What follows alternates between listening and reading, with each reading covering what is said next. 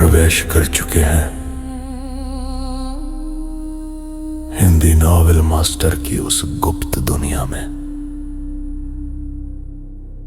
जहां कहानियां सिर्फ लिखी नहीं जाती, जाग उठती है। यहां हर छाया के पीछे एक रहस्य छिपा है, हर कदम पर एक अनसुनी फुसफुसाहट, और हर कहानी आपको उस अंधेरे दरवाजे तक ले जाती है जिसे खोलने की हिम्मत हर किसी में नहीं होती। डिस्क्लेमर: इस संसार के सभी पात्र, घटनाएं और स्थान कल्पना के धुएं से जन्मे हैं। इनका किसी वास्तविक व्यक्ति, संस्था या घटना से कोई संबंध नहीं है। यदि कोई समानता लगे तो याद रखिए, संयोग भी कभी कभी कहानी का हिस्सा बन जाता है। ये सामग्री केवल मनोरंजन और कल्पनाओं की रहस्यमयी यात्रा के लिए है। अध्याय 233 काल सागर का निमंत्रण। चूंकि बात ऐसी है तो ज्यादा इंतजार करने की कोई जरूरत नहीं। चाहे काल सागर हो या देवलोक, दोनों को देर सबेर तबाह करना ही है। वह मणि हासिल करने के लिए पूरी तरह दृढ़ है और ज्यादा देर तक खींचना शायद अच्छा न हो। हाँ, हिमानी और आकाश दोनों ने सिर हिलाया। दुनिया के दो बड़े निषिद्ध क्षेत्रों से एक साथ टकराने की हिम्मत शायद सिर्फ उनके बॉस में ही है। रणवीर रायचंद अपने कमरे में लौट गया और साधना जारी रखी जैसे कुछ हुआ ही न हो। काल सागर और देवलोक दोनों से एक साथ भिड़ना, रणवीर रायचंद ने हल्के से कहा, लेकिन उसे अच्छी तरह पता था कि इसका मतलब क्या है। यह इतिहास में कभी नहीं हुआ और किसी ने कभी ऐसा करने की हिम्मत भी नहीं की। इसलिए नाकामी की कोई गुंजाइश नहीं, वरना सिर्फ उसकी जान नहीं जाएगी बल्कि अष्टनाग राजा, दो गुप्त छायाएं, छाया संप्रदाय के लोग और 5 लाख सैनिक सब कालनगर में मारे जाएंगे। देश में पीछे रह गई आधी ताकत भी सीधे रौंद दी जाएगी। तो उसे सिर्फ जीतना है। बेशक एक दिन और रुकने का फैसला भी गहरी सोच विचार के बाद लिया गया था। वह अपनी और अपने भाइयों की जान से मजाक नहीं करने वाला। 10 पिशाचों के मारे जाने की खबर जितनी जल्दी हो सकी काल सागर तक पहुंची। यह एक बम की तरह फटी, पूरे सागर में हड़कंप मच गया। लाखों लोग हक्के बक्के रह गए। 10 पिशाच काल सागर की सबसे बड़ी ताकत थे। वे रुद्रधाम वालों से निपटने कालनगर गए थे, मगर खुद ही मारे गए। ये कितना भयानक है, हरामी! एकांत द्वीप के बंगले से बादलों को चीरती हुई गर्जना गूंजी। सबने यक्षराज का गुस्सा महसूस किया। उसके 10 पिशाच राजा, वे रुद्रधाम वालों को मारने नहीं गए थे बल्कि खुद मारे गए। ये नुकसान बहुत भारी है। यक्षराज ने सुना तो था कि रणवीर रायचंद ने आर्यावर्त में देवलोक के कई विशेषज्ञों को तबाह कर दिया था, मगर उसने कभी गंभीरता से नहीं लिया। हमेशा यही मानता रहा कि बाहरी दुनिया की ताकतों और अंधेरे दुनिया के निषिद्ध क्षेत्रों के बीच एक दीवार है। देवलोक ने इतने लोग इसलिए खोए क्योंकि वे मूर्ख थे। रणवीर रायचंद कालनगर में उधम मचा रहा है तो उसे काल सागर की ताकत दिखा देनी चाहिए।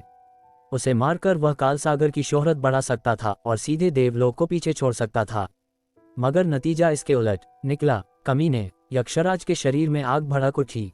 पूरे बंगले में मौत की सांस घूमने लगी। यक्षराज, मुझे भेजो, मैं रणवीर रायचंद को मार डालूंगा। एकांत द्वीप के तहखाने से दबी हुई आवाज आई, साथ में लोहे की जंजीरों की झंझनाहट, जैसे कोई खूंखार अजगर धरती के नीचे कैद हो। तुझे भेजूं? यक्षराज की आंखों में सोच का भाव आया। मैंने बहुत दिनों से ताज़ा खून नहीं चखा, खासकर शक्ति देव स्तर के विशेषज्ञ का। और एक नाजुक पूर्वी इंसान कितना स्वादिष्ट होगा। बंगले के तहखाने से आती भयानक आवाज में जीभ चाटने की आवाज मिली, जो बेहद डरावनी लगी। तू मेरी पाली हुई खूंखार कुत्ती है। अगर मैं तुझे छोड़ दूं तो रणवीर रायचंद को मार सकती है, मगर एक बार में अपना सबसे बड़ा हथियार निकालना जरूरी नहीं लगता, यक्षराज ने सोचा।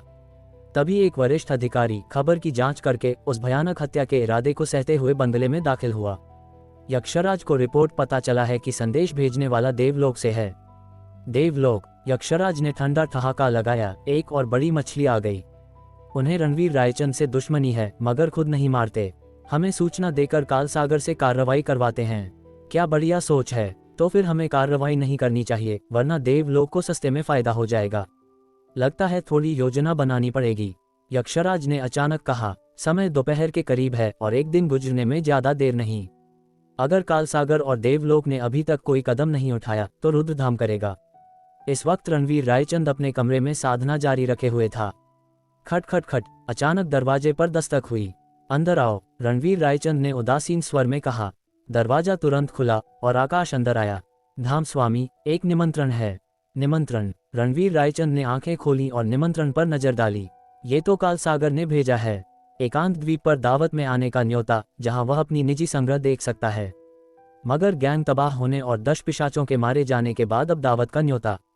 इरादा कितना साफ है, मगर रणवीर रायचंद के पास मना करने की कोई वजह नहीं। दूसरे पक्ष का मतलब भी बिल्कुल साफ है। निजी संग्रह देखने की बात कही, यानी सीधे सीधे मणि देखने आ जाओ। लगता है कालसागर को पता है कि मेरा मकसद क्या है, रणवीर रायचंद ने उदासीन स्वर में कहा। धाम स्वामी, ये हॉन्गमेन दावत है। कालसागर मौका लेकर हमें पूरी तरह नेस्तनाबूद करना चाहता है। आकाश की आंखों में हत्या का भाव चमका। तो क्या, मैं तो वैसे भी कालसागर पर हमला करने वाला था। चूंकि उसने खुद न्योता दिया है तो मैं देखता हूं कि यक्षराज क्या खेल खेलना चाहता है, रणवीर रायचंद ने ठंडे स्वर में कहा। हालांकि उससे पहले एक बात पता करनी है। उसने तुरंत चांदनी से संपर्क किया। उसने एक बात की पुष्टि की, कालसागर ने देवलोक को भी न्योता दिया है। मेरे लिए नजर रखो और देखो कि कल देवलोक वाले जाएंगे या नहीं, रणवीर रायचंद ने हिदायत दी। जी, चांदनी ने मान लिया। फोन काटने के बाद रणवीर रायचंद के चेहरे पर हैरानी का भाव आया। न सिर्फ उन्हें बल्कि देवलोक को भी न्योता दिया। क्या कालसागर की भूख इतनी बड़ी है कि देवलोक और हमें एक साथ निगल जाएगा? मजा और भी बढ़ गया, रणवीर रायचंद ने ठंडा ठहाका लगाया। उसी वक्त कालनगर के एक दूसरे होटल में देवलोक का देवस्वामी खिड़की से टेक लगाए खड़ा था। कालसागर ने रणवीर रायचंद को मारने के लिए और लोग नहीं भेजे, बल्कि हमें भी दावत पर बुलाया। एक ही बार में हमें सबको निगलना चाहता है। उसने थोड़ा त्योरी चढ़ाई। कुछ देर बाद उसने अचानक हुक्म दिया, कोई है, यक्षराज से संपर्क कराओ। जल्दी ही देवलोक के ठिकाने से एकांत द्वीप पर फोन गया। देवलोक बहुत सीधा था, सिर्फ एक वाक्य, मैं देवलोक का देवस्वामी हूँ, यक्षराज से जरूरी बात है। देवलोक सुनते ही अधीनस्थ ने फोन यक्षराज को दे दिया। यक्षराज भी हैरान था, देवलोक बिना वजह क्यों फोन कर रहा है? हेलो, मैं यक्षराज बोल रहा हूँ। देवलोक, मुझे क्या चाहिए? यक्षराज, आपके निमंत्रण के लिए बहुत बहुत धन्यवाद, देवलोक के देवस्वामी ने विनम्रता से कहा। और आपको सूचना देने के लिए भी धन्यवाद, यक्षराज ने ठंडा ठहाका लगाया। कोई बात नहीं, वैसे भी हमारा दुश्मन एक ही है, देवस्वामी ने मुस्कुराते हुए कहा। क्या मतलब? यक्षराज ने सीधे पूछा। बहुत साधारण, मैं आपसे एक चीज में सहयोग करना चाहता हूँ। देवस्वामी ने तुरंत अपनी सोच और मकसद बता दिया।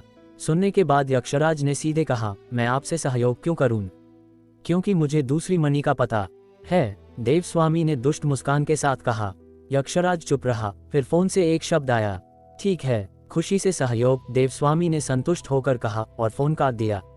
उस रात कालसागर ने तैयारी शुरू कर दी। देवलोक ने भी पूरी तैयारी की। अगली सुबह तक चांदनी का संदेश आया। देवलोक ने हरकत की। देवस्वामी, 5 बड़े मृतक राजा और 20 पाताल राजा सभी निकल पड़े। अच्छा, हम भी चल सकते हैं, रणवीर रायचंद ने तुरंत हुक्म दिया। अध्याय 234 आखिरकार मिल ही गए। हिमानी और आकाश रणवीर रायचंद के ठीक पीछे पीछे थे। इस बीच 5 लाख सैनिक वज्र और रुद्र के नेतृत्व में कालसागर के आसपास घेरा बनाकर छिपे हुए थे। चांदनी छाया संप्रदाय के सदस्यों को लेकर अंधेरे में चल रही थी। पृथ्वी पूरे कालनगर और कालसागर की हलचल पर नजर रख रहा था। सच में जाल बिछा हुआ था, सब कुछ तैयार, बस रणवीर रायचंद के हुक्म का इंतजार था। रणवीर रायचंद का 3 लोगों का दल जल्दी ही घाट पर पहुंचा। एक नाव पहले से इंतजार कर रही थी। क्या तुम रुद्रधाम के धाम स्वामी रणवीर रायचंद हो? छलावरण में एक तगड़ा आदमी बोला। रणवीर रायचंद ने सिर हिलाया। नाव पर चढ़ो, उस आदमी ने कहा। रणवीर रायचंद के तीनों के चढ़ते ही यॉट खुले समुद्र की ओर बढ़ गई। रणवीर रायचंद के अलावा हिमानी भी शायद ही इतनी गंभीर दिखी हो। जानते बूझते जाल में कदम रखना, फिर भी सदन स्वामी ने मुलाकात रखी। सीधे कालसागर के अड्डे पर जाना खतरा शब्दों से परे। और कालसागर के अलावा देवलोक भी था, एक और भयानक दुश्मन। दोनों दुनिया के 3 बड़े निषिद्ध क्षेत्रों से एक साथ टकराना, दबाव कल्पना से बाहर। नाव पर कदम रखते ही आकाश ने सतर्कता बढ़ा दी, आंखें चारों तरफ घुमाते हुए, जरा भी चूक नहीं। नाव पर सिर्फ 2-3 आदमी थे, सब लंबे तगड़े, छलावरण में ठंडी हत्या की भावना लिए अपने काम में लगे और कुछ नहीं बोले। माहौल और भी दबाव भरा हो गया। बढ़िया नजारा है, बाद में इसे टूरिस्ट स्पॉट बना सकते हैं, रणवीर रायचंद ने चारों तरफ देखते हुए बुदबुदाया और संतुष्टि से सिर हिलाया। ये सुनकर तगड़े आदमियों के चेहरे बदल गए। सच में कहने की हिम्मत है। मौत के मुंह में खड़े होकर भी काल सागर को विकसित करने का सपना अपनी औकात भूल गया। आधे घंटे बाद यॉट एकांत द्वीप पर पहुंची। घाट पर 100 से ज्यादा बंदूकधारी खड़े थे। रणवीर रायचंद के दल को देखते ही ठंडी नजरें उन पर गड़ गईं। आकाश की सांसें भारी हो गईं। वे सच में काल सागर के मुख्यालय पहुंच गए। सिर्फ इस द्वीप पर 2 लाख सैनिक तैनात थे, जबकि उनके सिर्फ 3। हालांकि रुद्रधाम के 5 लाख सैनिक और छाया संप्रदाय घात में थे, मगर पास नहीं। अगर लड़ाई हुई तो समय पर नहीं पहुंच पाएंगे। चलो, नेता जैसे दिखने वाले आदमी ने इशारा किया। रणवीर रायचंद ने शांतिपूर्वक सिर हिलाया और उसके पीछे चला। इस वक्त भी धाम स्वामी इतने शांत रह सकते हैं। आकाश ने दिल से तारीफ की। नेता के मार्गदर्शन में रणवीर रायचंद का दल एक ऑफ रोड गाड़ी में सवार हुआ, जो 10 मिनट तक चलकर मंजिल पर पहुंची।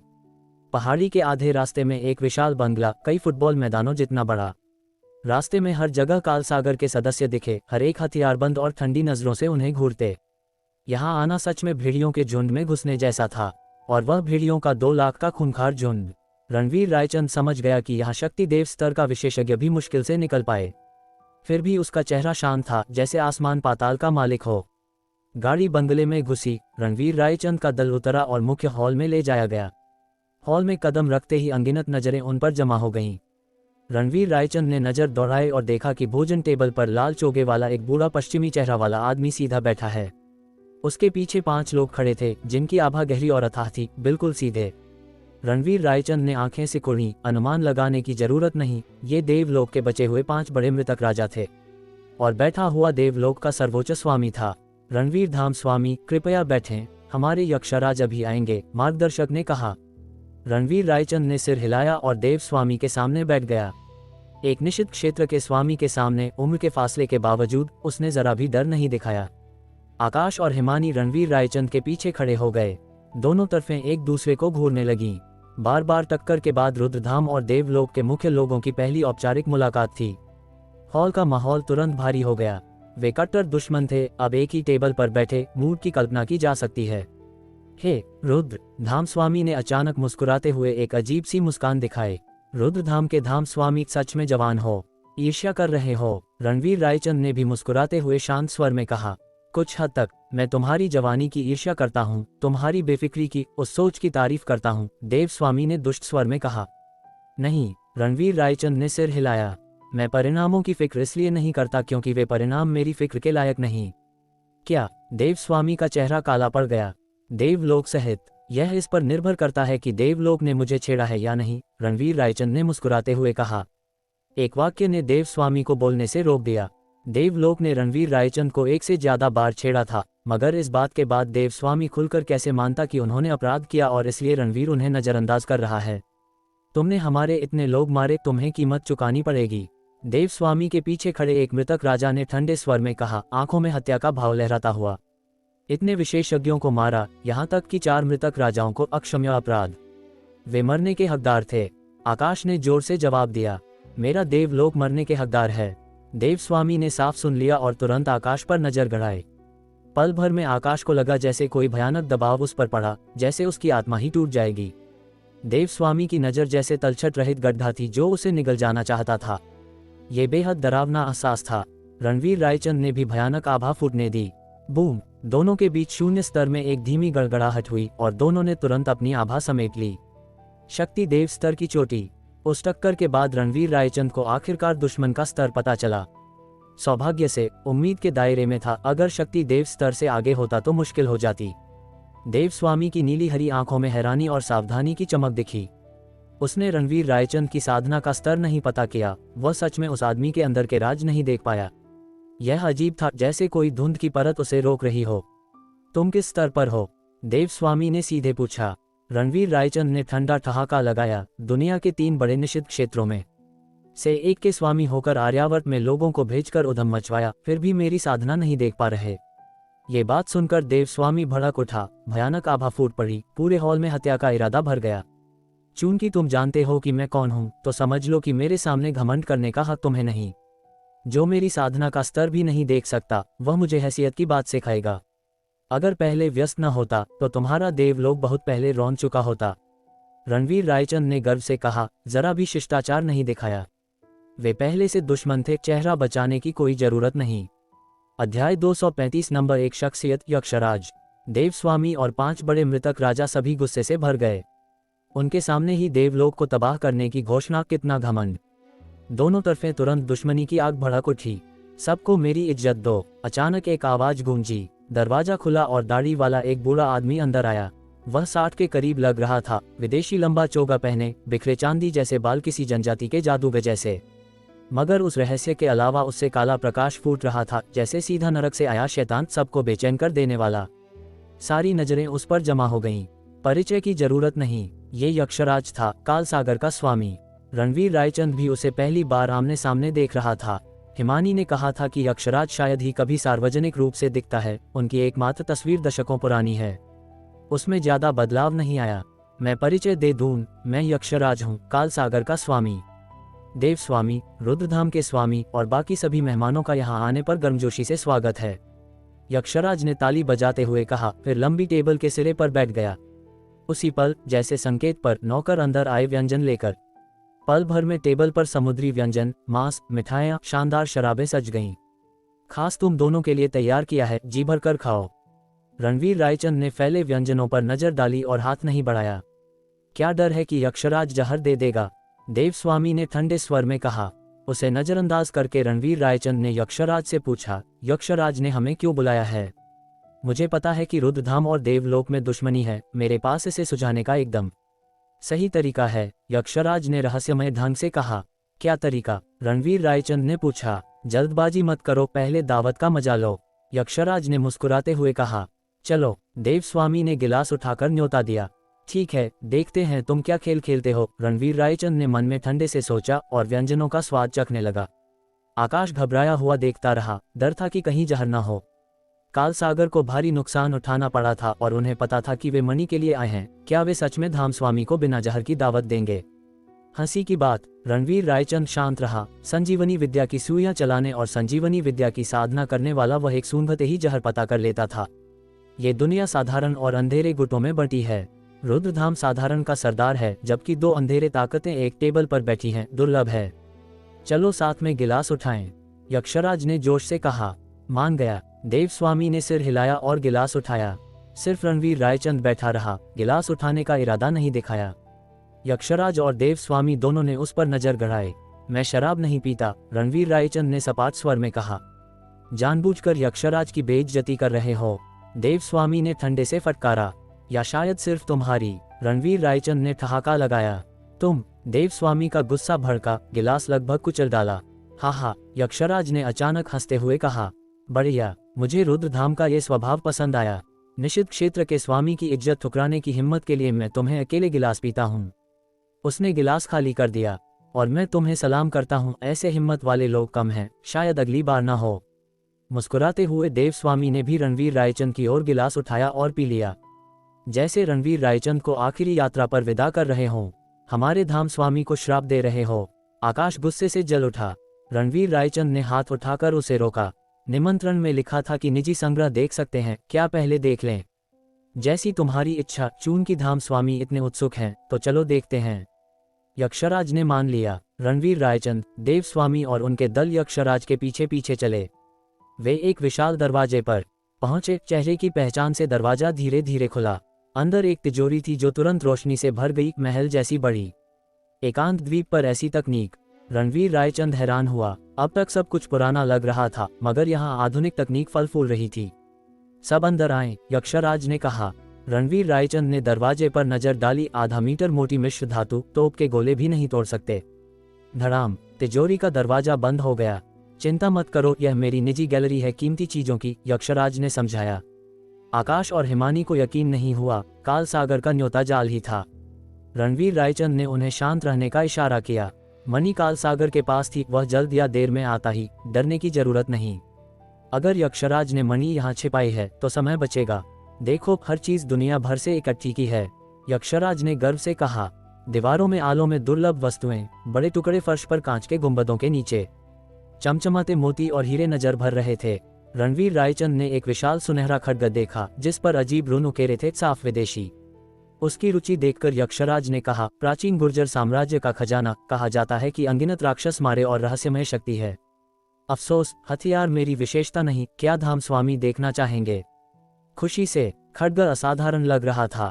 यक्षराज ने खुद कांच का गुंबद उठाया। लीजिए। रणवीर रायचंद ने खड्ग उठाया और प्राण शक्ति डालकर महसूस किया। तुरंत रुन चमक उठे, एक अजीब शक्ति उसके शरीर में घुस आई। कुछ गलत है, उसने महसूस किया। वह शक्ति जैसे राक्षस थी, उसके अंगों और नसों को छीनने की कोशिश कर रही थी, यहाँ तक कि उसका मन भी निगलना चाहती थी। तो देखने का बहाना करके इस खड्ग से हमला, उसने मन में ठहाका लगाया। दुनिया के 3 बड़े निषिद्ध क्षेत्रों में से एक, फिर भी इतने घटिया हथकंडे। उसने तुरंत संजीवनी विद्या चलाई और घुसी हुई शक्ति को निगल लिया। धाम स्वामी, सब ठीक? यक्षराज ने अचानक पूछा, जिस पर रणवीर रायचंद ने खड्ग पकड़ा। यक्षराज और देव स्वामी दोनों गौर से देख रहे थे। ठीक है, रणवीर रायचंद ने मुस्कुराते हुए कहा, अपनी प्रतिक्रिया छिपाते हुए। अच्छा। यक्षराज के चेहरे पर अर्थपूर्ण मुस्कान आई।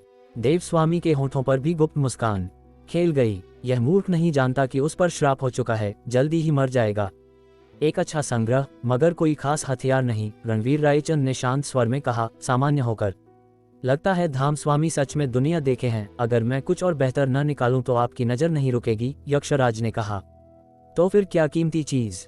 एक मणि दशकों पहले आर्यावर्त से आए कुछ मेहमानों से हासिल की, यक्षराज ने जवाब दिया, आंखें रणवीर रायचंद पर गड़ी हुईं।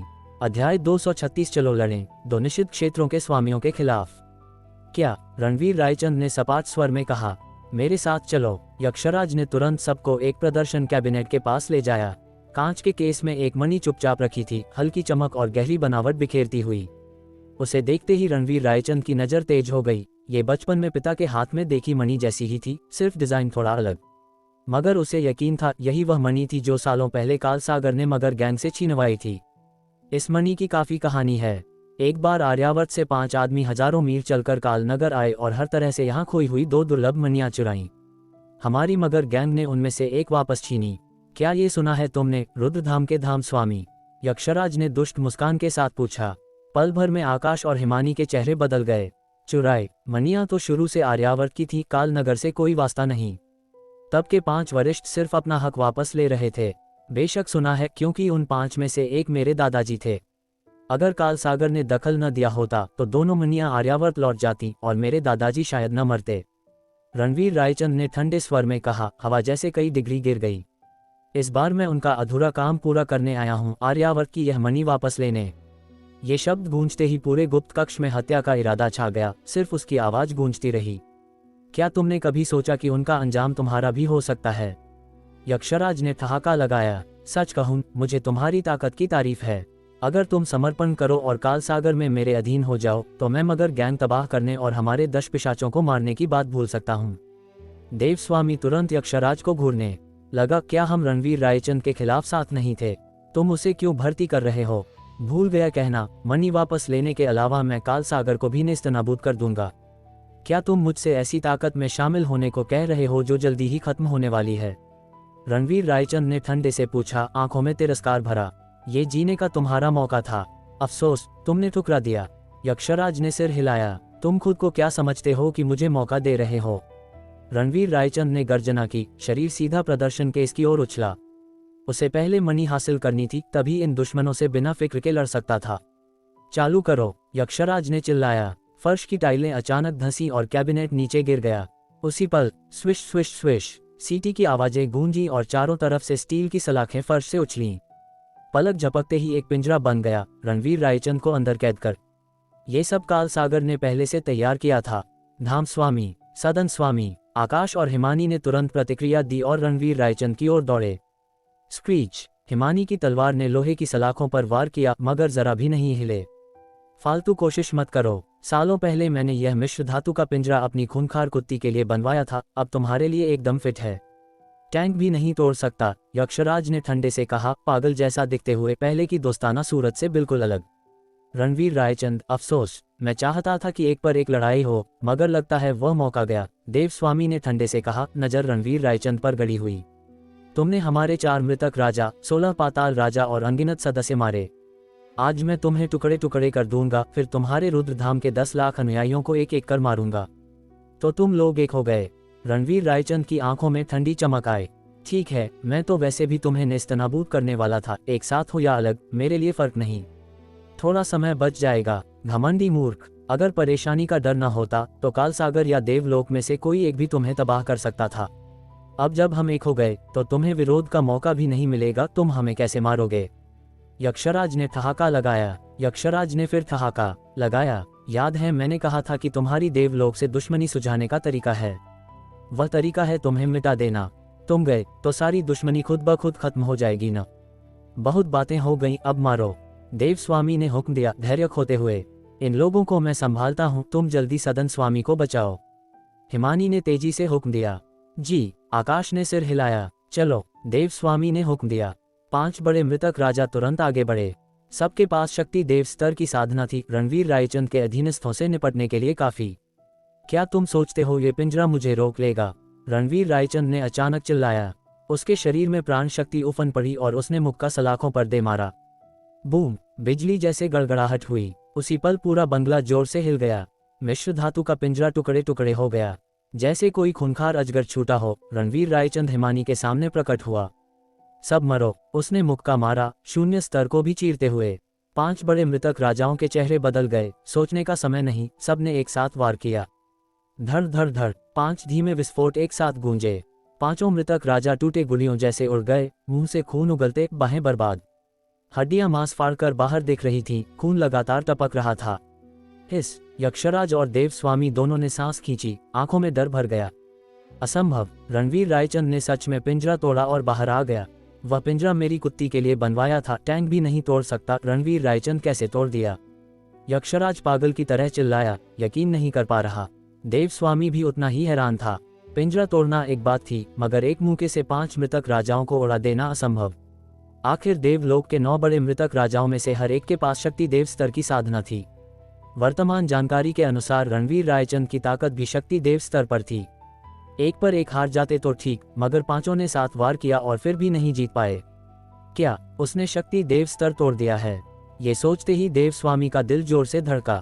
नहीं, असंभव। अंधेरे दुनिया के निषिद्ध क्षेत्रों की ताकत के रूप में न वह और न यक्षराज शक्ति देव स्तर से आगे निकल पाए थे। रणवीर रायचंद एक साधारण ताकत का आदमी, उनसे आगे कैसे निकल सकता है? ठीक है, मुझे अफसोस था कि खुद तुम्हें नहीं मार पाया। अब मौका आ गया, मैं तुम्हें रास्ते पर भेजता हूँ। देव स्वामी ने जहरीले स्वर में कहा। अचानक हथेली उठाए, चमकदार प्रकाश फूटा, सीधा रणवीर रायचंद पर दबाव डालता हुआ। ये चमकदार हथेली का निशान था सूरज, चांद और तारों जैसा चमकदार, अजय, हिंसक शक्ति लेकर तुरंत उस पर आ पड़ा। विशेष तकनीक। रणवीर रायचंद की आंखें तेज हुईं। तेरा कोई भी वार हो, मैं एक मुक्के से उड़ा दूंगा। उसके अंदर प्राण शक्ति उफन पड़ी, जैसे ज्वालामुखी फट रहा हो, तुरंत बाह के साथ जमा हुई। बूम! उसका मुक्का चला, लावा जैसे उबलती ऊर्जा लेकर। अध्याय 237 युद्ध शक्ति अजय, यक्षराज और देव स्वामी को दबाना। धड़ाम! जोरदार विस्फोट के साथ देव स्वामी की छोड़ी हथेली का निशान तुरंत टूटकर बिखर गया और उसका शरीर पीछे हटा, मुंह के कोने से खून की धार निकली। क्या तुमने सच में शक्ति देव स्तर तोड़ दिया है? वह डरते हुए बोला, चेहरे पर अविश्वास भरा। साधारण दुनिया के हजारों योद्धाओं के लिए शक्ति राजा स्तर तक पहुंचना ही चोटी है। बहुत कम लोग जो आसमान तोड़ने वाले होते हैं, शक्ति राजा स्तर तोड़कर शक्ति देव स्तर में कदम रख पाते हैं। यहाँ तक पहुंचकर दुनिया में अकेले खड़े हो सकते हैं और हर दिशा में उधम मचा सकते हैं। मगर ये लगभग अंत है। उनकी तरह 3 बड़े निषिद्ध क्षेत्रों के स्वामी ज्यादा से ज्यादा शक्ति देव स्तर की चरम सीमा तक पहुंचे हैं और अस्थायी रूप से अतिदेव कहलाते हैं, यानी साधारण शक्ति देव स्तर से आगे, मगर पूरी तरह शक्ति देव स्तर से अलग नहीं हुए। हालांकि एक ही स्तर में लगते हैं, मगर अतिदेव पहले से शक्ति देव स्तर की अंतिम अस्तित्व हैं। जैसे एक एलीट क्लास में सब बेहतरीन हैं, मगर सबसे ऊपर के कुछ छात्रों की तुलना साधारण बेहतरीन छात्रों से नहीं हो सकती। मगर रणवीर रायचंद ने यह नियम तोड़ा और सीधे सबसे ऊपर की अस्तित्व को पीछे छोड़ दिया। वह सिर्फ 20 के आसपास है, ये कैसे कर पाया? इन बातों को समझने की जरूरत तुम्हें नहीं, बस इतना जान लो कि आज तुम मरोगे। रणवीर रायचंद ने ठंडे से कहा। बेशक उसने शक्ति देव स्तर नहीं तोड़ा, मगर शक्ति देव स्तर में वह पहले से चोटी पर पहुंच चुका है, यहाँ तक कि इस स्तर में देव स्वामी से भी ऊपर। चाहे तुम किस स्तर पर हो, तुम मेरी जादूगरी से प्रभावित हो चुके हो, बस मरने का इंतजार करो। यक्षराज ने अचानक उदास स्वर में कहा। तेरी जादूगरी से प्रभावित? रणवीर रायचंद ने ठहाका लगाया। तुम अभी भी हंस रहे हो? मैं सच बता दूं, वह सुनहरा खड्ग बलि का खड्ग है और मैंने उस पर पहले से खूंखार जादूगरी उकेरी थी। जिस पल तुमने खड्ग पकड़ा, जादूगरी की शक्ति तुम्हारे शरीर में घुस गई।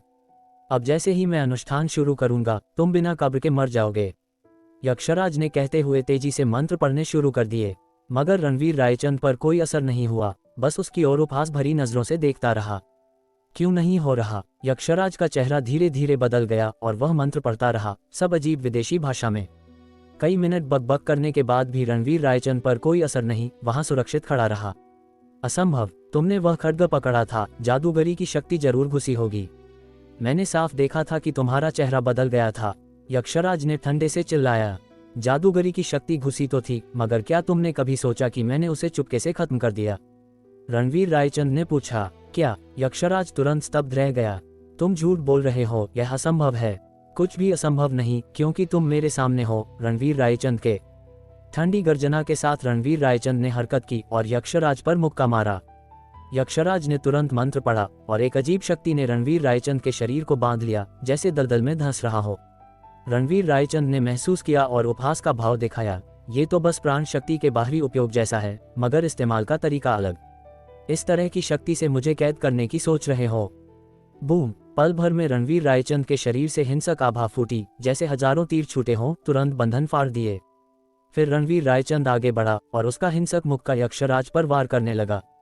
यक्षराज की आंखें सिकुड़ी और चेहरे पर खूंखार भाव आया।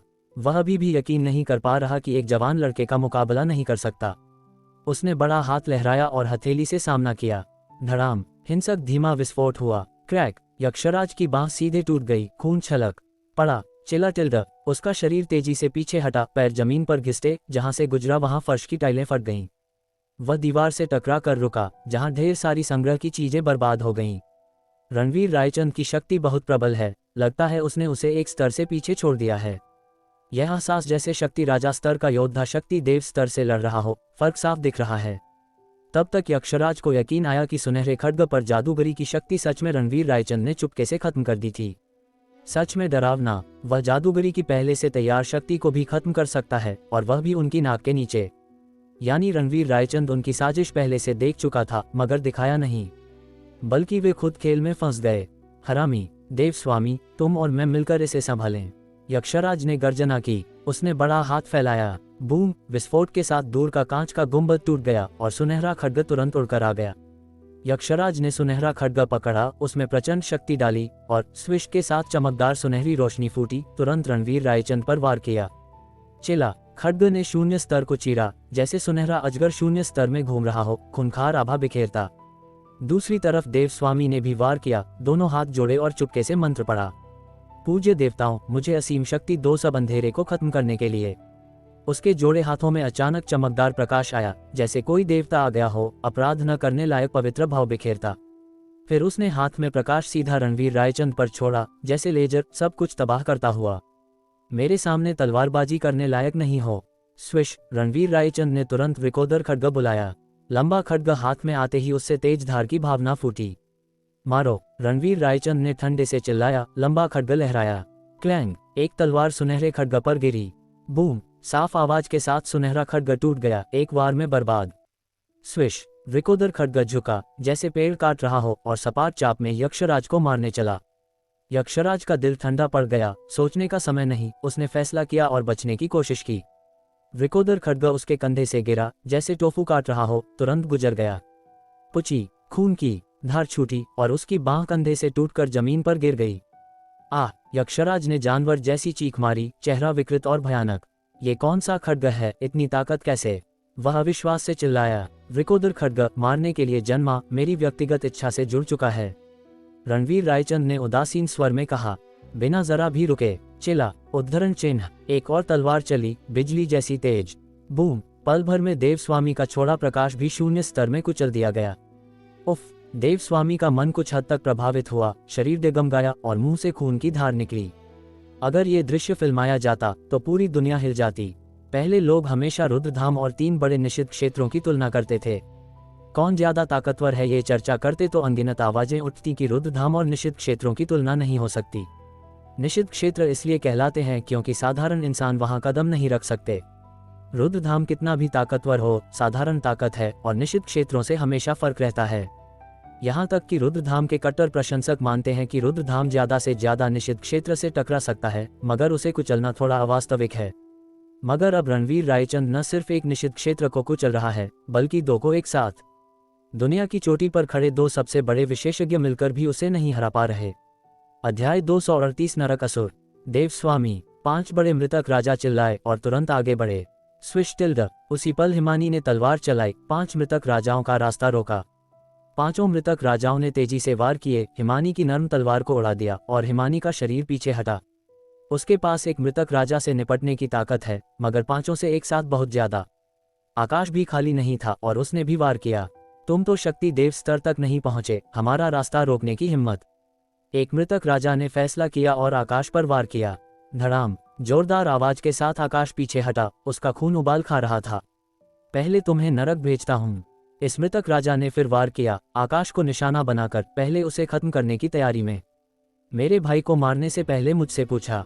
अचानक ठंडी आवाज आई। यह। मृतक राजा स्तब्ध रह गया, तुरंत महसूस किया कि भयानक हत्या का इरादा उसे घेर रहा है।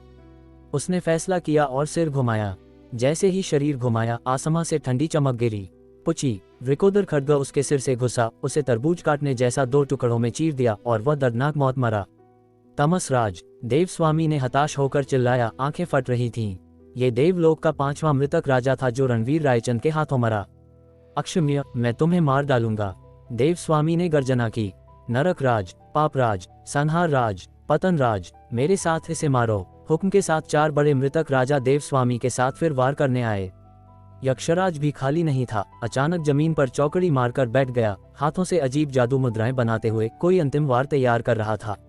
अगर सब एक साथ आ रहे हो तो सब नरक चलो, रणवीर रायचंद ने ठंडे से कहा। तुरंत 5 पर टूट पड़ा। उसके हाथ में वृकोदर खड्ग लगातार नाचा। Puff puff puff. पल भर में 4 बड़े मृतक राजा एक एक कर मारे गए। वे पहले से घायल थे, रणवीर रायचंद का मुकाबला बिल्कुल नहीं कर पाए। वृकोदर खड्ग चलाने लायक बनाकर इन लोगों का भाग्य सील हो चुका था। देवस्वामी पागल हो रहा था। देवलोक के 9 बड़े मृतक राजा सब खत्म। रणवीर रायचंद, मैं तुम्हें जरूर मारूंगा। निषिद्ध क्षेत्र का स्वामी होने के नाते वह सर्वोच्च देवता था, सब जीवों पर ठंडे और घमंडी नजर रखता था। मगर इस पल वह पूरी तरह संयम खो चुका था। 9 बड़े मृतक राजा सब मर गए, नुकसान बहुत भयानक। अब तुम्हारी बारी। रणवीर रायचंद ने तलवार चलाई, बेहद तेज। तुम मुझे नहीं मार सकते, देवस्वामी ने गर्जना की। उसने अजीब साधना तकनीक चलाई, हथेली पर उफनती और प्रचंड शक्ति जमा हुई, तुरंत गाड़ी प्राण दीवार बन गई। होंका। वृकोदर खड्ग तुरंत गिरी, प्राण दीवार तुरंत टूट गई और ये तलवार देवस्वामी पर गिरी। पुची। तलवार की नोक सीधे उसके सीने में घुसी, खून तुरंत फैल गया। मगर जैसे ही उसे मारने वाला था, देवस्वामी से अचानक काली गैस निकली, उसके शरीर की रक्षा करती हुई। एक और शानदार तरीका, रणवीर रायचंद ने मन में सोचा। चाहे यक्षराज हो या देवस्वामी, जिन तकनीकों में महारत हासिल है वे साधारण योद्धा के संपर्क में आने वाली नहीं, सब बहुत रहस्यमय। मारो, रणवीर रायचंद ने ठंडे से चिल्लाया। प्राण शक्ति प्रचंड फूटी। वृकोदर खड्ग तुरंत बेहद ताकतवर हो गया, देवस्वामी को पीछे उड़ा दिया। वह खून उगलता रहा, घाव और गंभीर हो गए। आज मैं तुम्हारे 2 बड़े निषिद्ध क्षेत्र तबाह कर दूंगा, रणवीर रायचंद ने ठंडे और गर्व से कहा। जैसे ही देवस्वामी को खत्म करने वाला था, उसकी नजर अचानक दूसरी तरफ गई। उसने देखा जमीन पर बैठा यक्षराज, जिसके हाथ में अचानक प्रकाश से बना तावीज आया और तेजी से उस पर दबाव डाला। मृत्यु का श्राप, यक्षराज ने ठंडे से चिल्लाया। तावीज तुरंत रणवीर रायचंद के शरीर को छुआ, प्राण शक्ति से रोका नहीं जा सकता। फिर वही जादूगरी की शक्ति, रणवीर रायचंद ने महसूस किया और उपहास से कहा। फिर उसने संजीवनी विद्या चलाई। उसके शरीर में प्रबल शक्ति आई, तुरंत जादूगरी की शक्ति निगल ली और शरीर पर छाया तावीज पल भर में गायब हो गया। पुची। यक्षराज प्रभावित हुआ, शरीर नर्म पड़ा और तुरंत मुंह से खून उगला। अगर तुम्हारे पास सिर्फ ये तरकीबें हैं तो आज सब मरोगे। रणवीर रायचंद आगे बढ़ा, आभा बेरोक टोक। यक्षराज और देवस्वामी के चेहरे पर डर छा गया। वे निषिद्ध क्षेत्र के स्वामी थे, मानवता की चोटी पर खड़े, और पहली बार मौत का एहसास हुआ। रणवीर रायचंद, जल्दबाजी मत करो, यक्षराज ने अचानक कहा, आंखों में खूंखार भाव, जैसे कोई फैसला कर लिया हो। होंगची। अगले ही पल इस गुप्त कक्ष की जमीन पर अचानक एक द्वार खुला। नीचे सीढ़ियां थीं, अंधेरी और बेहिसाब, जैसे कोई राक्षस कैद हो, और खतरनाक आभा आ रही थी।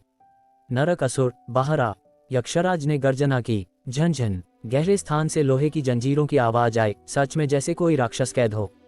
धड़ धड़ धड़, बार बार कंपन के साथ एक विशाल आकृति अचानक गहरे स्थान से छलांग लगाकर बाहर आए और जमीन पर गिरी। बूम। जैसे उल्का गिरी हो, जमीन जोर से हिल गई। Crack crack. सारी फर्श टाइलें फट गईं, इतनी भयानक शक्ति सहन नहीं कर पाईं। रणवीर रायचंद ने उसे घूरा और पाया कि ये 2 मीटर से ज्यादा लंबा तगड़ा आदमी है। फटी हुई जानवर की चमड़ी की स्कर्ट पहने, विस्फोटक मांसपेशियां, जैसे गुस्से में आया शेर, बहुत खूंखार एहसास देता। बस वहां खड़ा होना ही लोगों पर भारी दबाव डालता है। सच में मेरे पसंदीदा पूर्वी इंसान है। इस बार जी भरकर खा सकता हूँ, हा हा। नरकासुर ने अपने लाल होंठ चाटे, उत्साह से भरे चेहरे के साथ। जी भरकर खाना, ये सुनकर हिमानी और आकाश के चेहरे बदल गए। जानवर जैसा दिखने वाला यह आदमी इंसान खाता है, ये बेहद चौंकाने वाली बात है। नहीं सोचा था दुनिया में ऐसा व्यक्ति भी है। रणवीर रायचंद ने त्योरी चढ़ाई, ये सच का राक्षस है, पता नहीं कितने लोगों को नुकसान पहुंचाया होगा। क्रैक। इस वक्त यक्षराज ने अचानक एक बटन दबाया और नरकासुर पर बंधी बड़ी लोहे की जंजीर तुरंत जमीन पर गिर गई। नरकासुर, ये तुम्हारा इनाम है, जाओ और उन्हें फाड़ डालो। यक्षराज ने तुरंत हुक्म दिया। ठीक है। नरकासुर ने सिर हिलाया और आजादी मिलते ही और उत्साहित हो गया। उसका विशाल शरीर सीधा रणवीर रायचंद पर टूट पड़ा। धड़ धड़, हर कदम से जमीन फटती गई। दुश्मन के शरीर में प्राण शक्ति की कोई लहर नहीं। रणवीर रायचंद नंगी आंखों से उसका स्तर नहीं पता कर पाया, ज्यादा नहीं सोचा और मुक्का मारा। नरकासुर ने रणवीर रायचंद के वार को गंभीरता से नहीं लिया और बड़ा हाथ थप्पड़ मारने जैसा उठाया। बूम, दोनों टकराए, जोरदार आवाज हुई जैसे बिजली गिरी हो। यक्षराज और देवस्वामी ने मन में जीभ चटकाए, टक्कर की शक्ति बहुत प्रबल थी, सिर्फ झटका ही साधारण इंसान को मार सकता था। धक धक, रणवीर रायचंद तुरंत पीछे हटा, आंखें सिकुड़ी, कितनी भयानक शक्ति। सिर्फ शक्ति देखें तो शक्ति देव स्तर से आगे निकल चुकी है, मगर शरीर में प्राण शक्ति या कुछ भी नहीं तो साधना के स्तर से जज नहीं कर सकते। नरकासुर भी पीछे हटा, उसका गुस्सा भड़क उठा। मैं तुम्हें निगल जाऊंगा, तुरंत गर्जना करके फिर रणवीर रायचंद पर टूट पड़ा। उसने छलांग लगाया जैसे कोई भारी पहाड़ गिर रहा हो, सिर्फ आभा ही काफी डरावनी थी। कोई शक नहीं कि एक बार लग जाए तो पूरा इंसान कीमा बन जाएगा। अध्याय 239, जिसे रोका न जा सके। रणवीर रायचंद ने अपनी वृकोदर तलवार का इस्तेमाल नहीं किया, वो देखना चाहता था कि सामने वाले की ताकत आखिर कितनी है। उसने फुर्ती से अपने शरीर में भरपूर प्राण शक्ति को एक उफनती नदी की तरह वेग दिया। धड़ाम, एक और मुक्का मारा गया। ये पिछले वाले से भी कहीं अधिक खूंखार था, जिसने शून्य स्तर को चकनाचूर कर दिया। बूम, यह मुक्का सीधा नरकासुर की छाती पर लगा। चटाक, रणवीर के पैरों के नीचे का फर्श पल भर में टूट गया, लेकिन उसका शरीर अभी भी तना हुआ और सीधा खड़ा था। सिर्फ एक मुक्के से उसने नरकासुर को करारा जवाब दिया था। मरसाले, रणवीर ने अपनी सारी शक्ति अपने नाभि केंद्र में समेटी और एक ठंडी दहाड़ लगाई। नरकासुर पल भर में उड़ता हुआ दूर जा गिरा और धड़ाम की आवाज के साथ जमीन से टकराया, जिससे पूरा गुप्त कमरा थर्रा गया। हिस, यक्षराज ने तुरंत एक गहरी सांस ली, उसे अपनी आंखों पर विश्वास नहीं हो रहा था।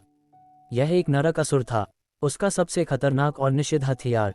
उसने इसे इतने सालों तक पाला था और कभी इस्तेमाल नहीं किया था। यहाँ तक कि वह खुद भी इससे डरता था और आमतौर पर नरकासुर को विशेष लोहे की जंजीरों से बेसमेंट में कैद करके रखता था।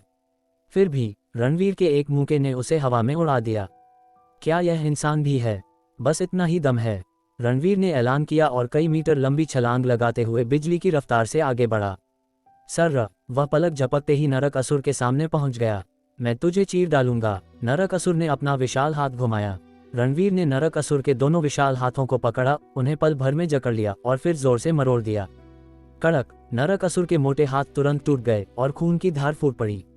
अनर्थ हो गया। यक्षराज के चेहरे का रंग उड़ गया और उसने तुरंत एक गुप्त दरवाजा खोला और बाहर की ओर भागा।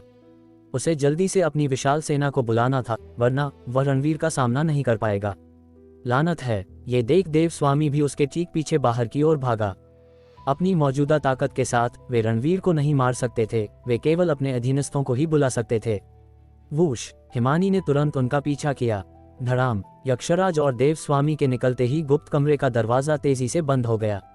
हिमानी आधे मीटर मोटी दीवार को नहीं तोड़ सकती थी और उसने काफी देर तक खोजा, लेकिन कोई स्विच नहीं मिला। हिमानी, जाओ और वो मणि ढूंढो, रणवीर ने निर्देश दिया। ठीक है, हिमानी ने सिर हिलाया और तुरंत बेसमेंट में चली गई। तू बहुत ताकतवर है न, दरवाजा खोलने में मेरी मदद कर। रणवीर ने नरकासुर को पकड़ा और उसे सीधे दरवाजे पर दे मारा। गड़गड़ाहट, हालांकि दरवाजा टस से मज नहीं हुआ। रणवीर के माथे पर शिकन आ गई। हम बाहर कैसे निकलेंगे? यह एक मौत की निषिद्ध भूमि है, तुम बाहर नहीं जा सकते, तुम यहीं मरोगे। हा। नरकासुर ने भयानक हंसी के साथ कहा, अगर कोई मरने वाला है तो वो तू होगा। रणवीर ने ठंडे स्वर में कहा, अपनी वृकोदर तलवार को कसकर पकड़ते हुए, विरोधी का काम तमाम करने के लिए तैयार। मुझे मत मारो, मैं बताता हूँ। नरकासुर अचानक घबरा गया और तुरंत बोल पड़ा, इतनी जल्दी हार मान ली। रणवीर के चेहरे पर उपहास की झलक दिखाई दी। यक्षराज ने मुझे इतने सालों तक कैद रखा, अब बहुत हो चुका। नरकासुर दहाड़ा। यक्षराज के प्रति उसके मन में भारी गुस्सा भरा था। रणवीर को आखिरकार समझ आ गया कि यक्षराज ने नरकासुर को कैद क्यों किया था। शायद वह इतना आज्ञाकारी नहीं था। बता, बाहर कैसे निकलें? रणवीर ने जल्दी से पूछा। चाबी केवल यक्षराज के पास है। तुम्हारे पास केवल एक ही रास्ता है, छत को तोड़ दो, वह सबसे कमजोर जगह है। तू तोड़, रणवीर ने आदेश दिया। उसे किसी जाल का डर था। ठीक है। नरकासुर ने सिर हिलाया, फिर ऊपर छलांग लगाई और अपने दूसरे सही सलामत हाथ का उपयोग करके सीधे छत पर वार किया। धड़ाम धड़ाम धड़ाम। छत तुरंत चकनाचूर हो गई और बाहर का नीला आसमान और सफेद बादल दिखाई देने लगे। टूटी हुई छत का फायदा उठाते हुए नरकासुर ने तेजी से बाहर छलांग लगा दी। अब भी भागने की कोशिश, कोई मौका नहीं, रणवीर ने ठंडे स्वर में कहा और विक्रम के साथ बाहर निकल गया। साय साय साय। जैसे ही वे बाहर आए, हवा को चीरती हुई आवाजों की बौछार आ गई। रणवीर बिना देखे ही जान गया कि यह क्या था। गोलियां, दसियों हजार गोलियां हर दिशा से पागलों की तरह उसकी ओर आ रही थीं। नीचे झुको, रणवीर ने अचानक कहा और आकाश को वापस गुप्त कमरे में धकेल दिया। हॉल मास्टर, आकाश चिंता से चिल्लाया, सेना को आगे बढ़ने का आदेश दो। रणवीर ने तुरंत आदेश दिया, फिर अकेले ही तेजी से आगे बढ़ा, अनगिनत गोलियों से बचते हुए, और सीधे यक्षराज की ओर लपका। इस पल यक्षराज जागीर के बाहर खड़ा था और रणवीर को घेरने के लिए दसियों हजार सैनिकों को आदेश दे रहा था। निशाना साधो, मार डालो इसे। यक्षराज ने क्रूरता से दहाड़ लगाए। अनगिनत बंदूकों ने आग उगलना शुरू कर दिया। गोलियों की बारिश होने लगी। रणवीर कितना भी तेज क्यों न हो, वह गोलियों की इस आंधी का सामना नहीं कर सकता था। वह जहां भी होता, गोलियां वहीं पहुंच जाती। उसने अपनी वृकोदर तलवार घुमाई, तलवार की ऊर्जा को गोलियों की तरह छोड़ा और बड़ी संख्या में गोलियों को साफ कर दिया। Puff puff puff. ये गोलियां जिस रास्ते से आई थीं उसी रास्ते वापस लौट गईं और बंदूकधारियों को ही जा लगी, जिससे एक ही पल में बड़ी संख्या में लोग मारे गए। यक्षराज की नजरें उदास थीं। रणवीर बहुत ज्यादा शक्तिशाली था। उसने पूरे एकांत द्वीप से सभी 2 लाख सैनिकों को बुला लिया था और हजारों बंदूकधारी एक साथ गोलीबारी कर रहे थे। फिर भी वे उसे नहीं मार सके। ये किस तरह का महामानव है? लगभग एक ही सांस में रणवीर उसके पास पहुंच गया। एक पल भी बर्बाद करने की हिम्मत नहीं की।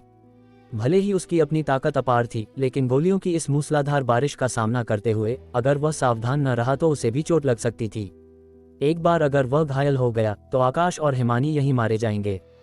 कालसागर और देवलोक को मिटाने की योजना पूरी तरह बर्बाद हो जाएगी। सर्र, रणवीर ने तलवार से यक्षराज पर वार किया। यक्षराज तेजी से पीछे हटा और दहाड़ा, नरकासुर। नरकासुर हिचकिचाया, फिर उसने दौड़ने का फैसला किया। वह यक्षराज के आगे झुकना नहीं चाहता था, लेकिन वह विरोध भी नहीं कर सकता था जब तक कि रणवीर के पास बाजी पलटने की क्षमता न हो। लेकिन जैसा कि अब लग रहा था, रणवीर का अंत निश्चित था। अगर तूने मेरे आगे सिर झुकाया होता तो शायद मैं तुझे बख्श देता, लेकिन तूने गलत रास्ता चुना, रणवीर ने ठंडे स्वर में कहा और उसकी वृकोदर तलवार, जो मूल रूप से यक्षराज पर निशाना साधे थी, नरकासुर की ओर घूम गई। नरकासुर ने रोकने के लिए सीधे अपने बड़े हाथ का इस्तेमाल किया। खच, वृकोदर तलवार कितनी तेज थी। एक ही वार में नरकासुर का हाथ तुरंत कट गया। अब उसके दोनों हाथ जा चुके थे। मर जा, रणवीर ने अपनी तलवार फिर उठाई, लेकिन इसी पल एक गोली अचानक आई और रणवीर को अपनी तलवार से उसका बचाव करना पड़ा। रोड, नरकासुर ने मौका देखा और तुरंत रणवीर पर झपटा। तूने मेरे हाथ बेकार किए, मैं तुझे खा जाऊंगा। वह एक खूंखार बाघ की तरह हवा से कूदा। तेरा पेट शायद मुझे संभाल ना पाए। रणवीर की आवाज गूंजी और उसने अपने हाथ में वृकोदर तलवार को खंजर की तरह पकड़ा और आगे की और खींच दिया। पुछ, तलवार की नोक सीधे नरकासुर के शरीर में घुस गई। भाड़ में जा। अपार प्राण शक्ति उमड़ पड़ी और नरकासुर का विशाल शरीर एक धमाके के साथ फट गया। मांस और खून के चिथड़े हर जगह उड़ गए। यक्षराज की रूह कांप गई। कालसागर का एक तुरुप का इक्का बस ऐसे ही उड़ा दिया गया। यह अकल्पनीय था। बम बाहर निकालो, यक्षराज अचानक चिल्लाया। कोई तोप के गोले ले आया और तोप की नाल सीधे रणवीर की ओर तान दी गई। उन्हें विश्वास नहीं था कि यह उसे उड़ा नहीं सकती। रणवीर की नजरें तीखी हो गईं। केवल यक्षराज को पकड़कर ही वह 2 लाख सैनिकों को अंधाधुंध कार्रवाई करने से रोक सकता था। हालांकि नरकासुर को मारने में उसे कुछ समय लग गया था और अब जब दुश्मन ने तोपें लगा दी थी तो यक्षराज को पकड़ना मुश्किल होगा। किसकी मजाल है जो 1 इंच भी हिले।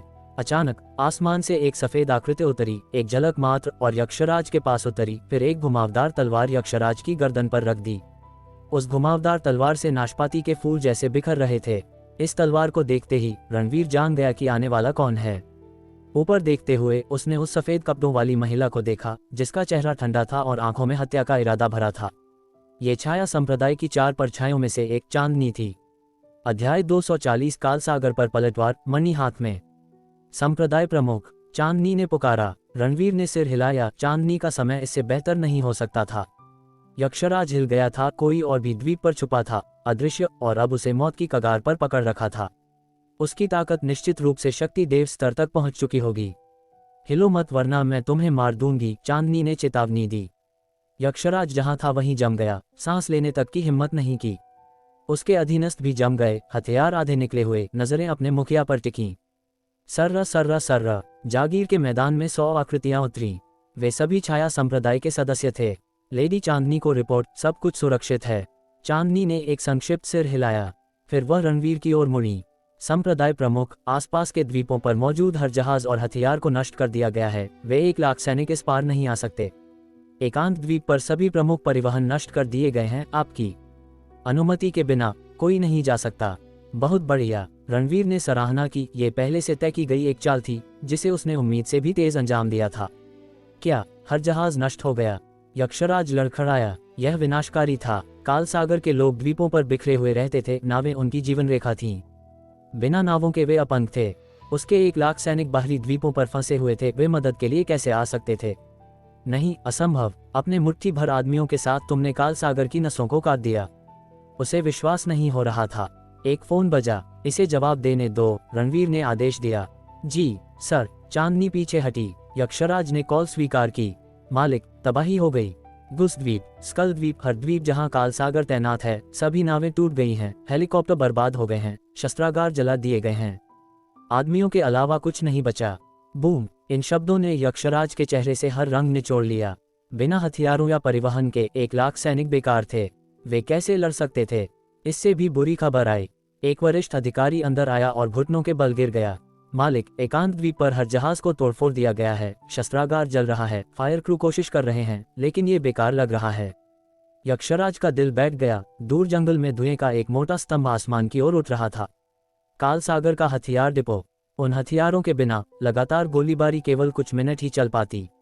रणवीर से लड़ते हुए उन्होंने पहले ही अपना ज्यादातर बारूद खर्च कर दिया था। जो बचा था वह शायद 60 सेकंड भी न चले।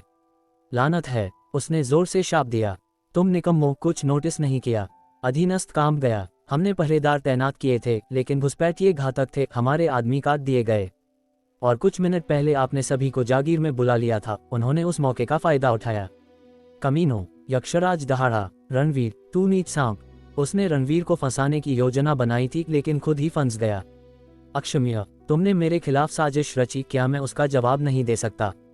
रणवीर ने तंज कसा। कभी रुद्र सेना का सर्वोच्च कमांडर रहा। उसने अनगिनत युद्ध लड़े थे, रणनीति को एक कला बना दिया था।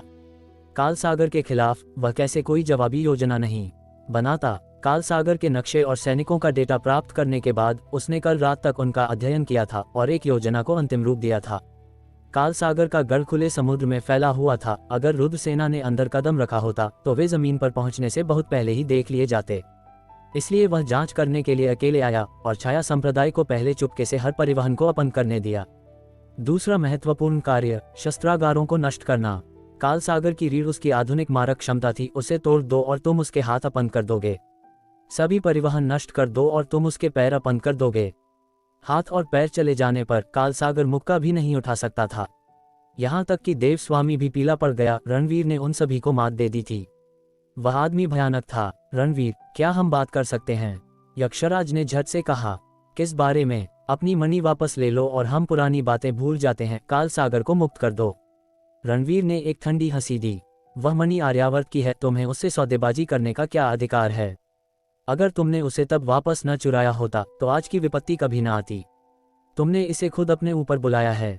यक्षराज की आंखों में घबराहट दिखाई दी। रणवीर स्पष्ट रूप से कोई दया दिखाने के मूड में नहीं था। वूश! जागीर से एक परछाई निकली और रणवीर के सामने रुक गई। हिमानी, हॉल लॉर्ड, मणि मिल गई। उसने अपना हाथ खोला। वहां वह क्रिस्टल मणि पड़ी थी जिसे उन्होंने पहले देखा था। बहुत बढ़िया, रणवीर ने खुशी जताई उसे संभाल कर रखते हुए। आखिरकार उसके दिल से एक बोझ उतर गया। दशकों पहले उसके दादा दामोदर रायचंद, भैरव ओबरॉय, त्रिलोक याज्ञिक, जनकपुर के यशवर्धन कबीले के मुखिया और हरिपुर के सक्सेना कबीले के मुखिया 5 सपने देखने वालों ने राष्ट्रीय भाग्य एटलस के लिए दुनिया भर में खोज की थी। उन्होंने काल सागर में यहाँ उससे जुड़ी 2 मणियां पाईं। बाहर निकलते समय मगर गैंग ने उन पर घात लगाकर हमला किया, 1 मणि छीन ली और 3 को मार डाला। केवल भैरव ओबरॉय और दामोदर रायचंद दूसरी मणि के साथ आर्यावर्त वापस भाग सके। मामले को शांत न रहने दे सकने के कारण दामोदर रायचंद बाद में अकेले कालनगर लौट आए और काल सागर ने उनकी जान ले ली। अब इतने सालों के बाद मणि आखिरकार उसकी थी। भावना ने उसका गला घोंट दिया। दशक 4 जिंदगियां अब जाकर यह मेरे पास वापस लौटी है, वह बुदबुदाया। लेकिन समय बदल गया था। उसके दादा और 3 गिरे हुए कबीले के मुखिया कभी वापस नहीं आएंगे। जैसे ही हिमानी ने अपनी बात पूरी की, आकाश जल्दी से आगे आया। हॉल लॉर्ड, आदेश भेज दिए गए हैं। वज्र और रुद्र 5 लाख सैनिकों के साथ काल सागर की ओर बढ़ रहे हैं। वे किसी भी क्षण पहुंच जाएंगे। पृथ्वी काल नगर में है और देवलोक के बचे खुचे लोगों को साफ कर रहा है। उत्तम, रणवीर ने अपनी हथेली पर मुक्का मारा। काल सागर का अंत आज होगा। उसने अपनी नजर यक्षराज पर घुमाई। अपने आदमियों को आदेश दो, हर हथियार डाल दें। अध्याय 241, 7 महान विधियों में से एक, देव स्वामी का वध, देवलोक का पतन। रणवीर, अगर तुम वाकई मुझे नहीं बख्शोगे तो मैं अपनी जान देकर अपने हर आदमी से तुम पर हमला करवाऊंगा। भले ही दूसरे 1 लाख लोग यहाँ न आ सकें, लेकिन अभी एकांत द्वीप पर मौजूद 2 लाख सैनिक तुम्हारे लिए बहुत बड़ा खतरा बन सकते हैं। इसके अलावा देव स्वामी के पीछे अभी भी 20 अंडरवर्ल्ड किंग्स हैं। अगर हम सब एक साथ उठ खड़े हों तो भले ही तुम न मरो, क्या तुम गारंटी दे सकते हो कि तुम्हारे पक्ष का हर व्यक्ति सुरक्षित रहेगा? यक्षराज ने धमकी दी। रणवीर ने देव स्वामी और उसके पीछे खड़े 20 अंडरवर्ल्ड किंग्स पर एक नजर डाली। ये अंडरवर्ल्ड किंग्स पहले जागीर के अंदर नहीं थे, वरना वह उन्हें एक ही सांस में मिटा देता और 5 महान मृत्यु देवताओं के साथ ही उन्हें भी ऊपर भेज देता। तुम्हारा क्या कहना है? रणवीर ने देव स्वामी से पूछा। देव स्वामी के चेहरे पर हिचकिचाहट थी। अगर उसने यक्षराज के साथ मिलकर विरोध किया तो भले ही वे रणवीर के अधीनस्थों को घायल कर दे, उनका अपना अंजाम फिर भी मौत ही होगा। आखिरकार उसने मन बना लिया और कहा, अगर मैं यक्षराज के साथ हाथ न मिलाऊं तो क्या तुम मुझे यहाँ से जाने दोगे?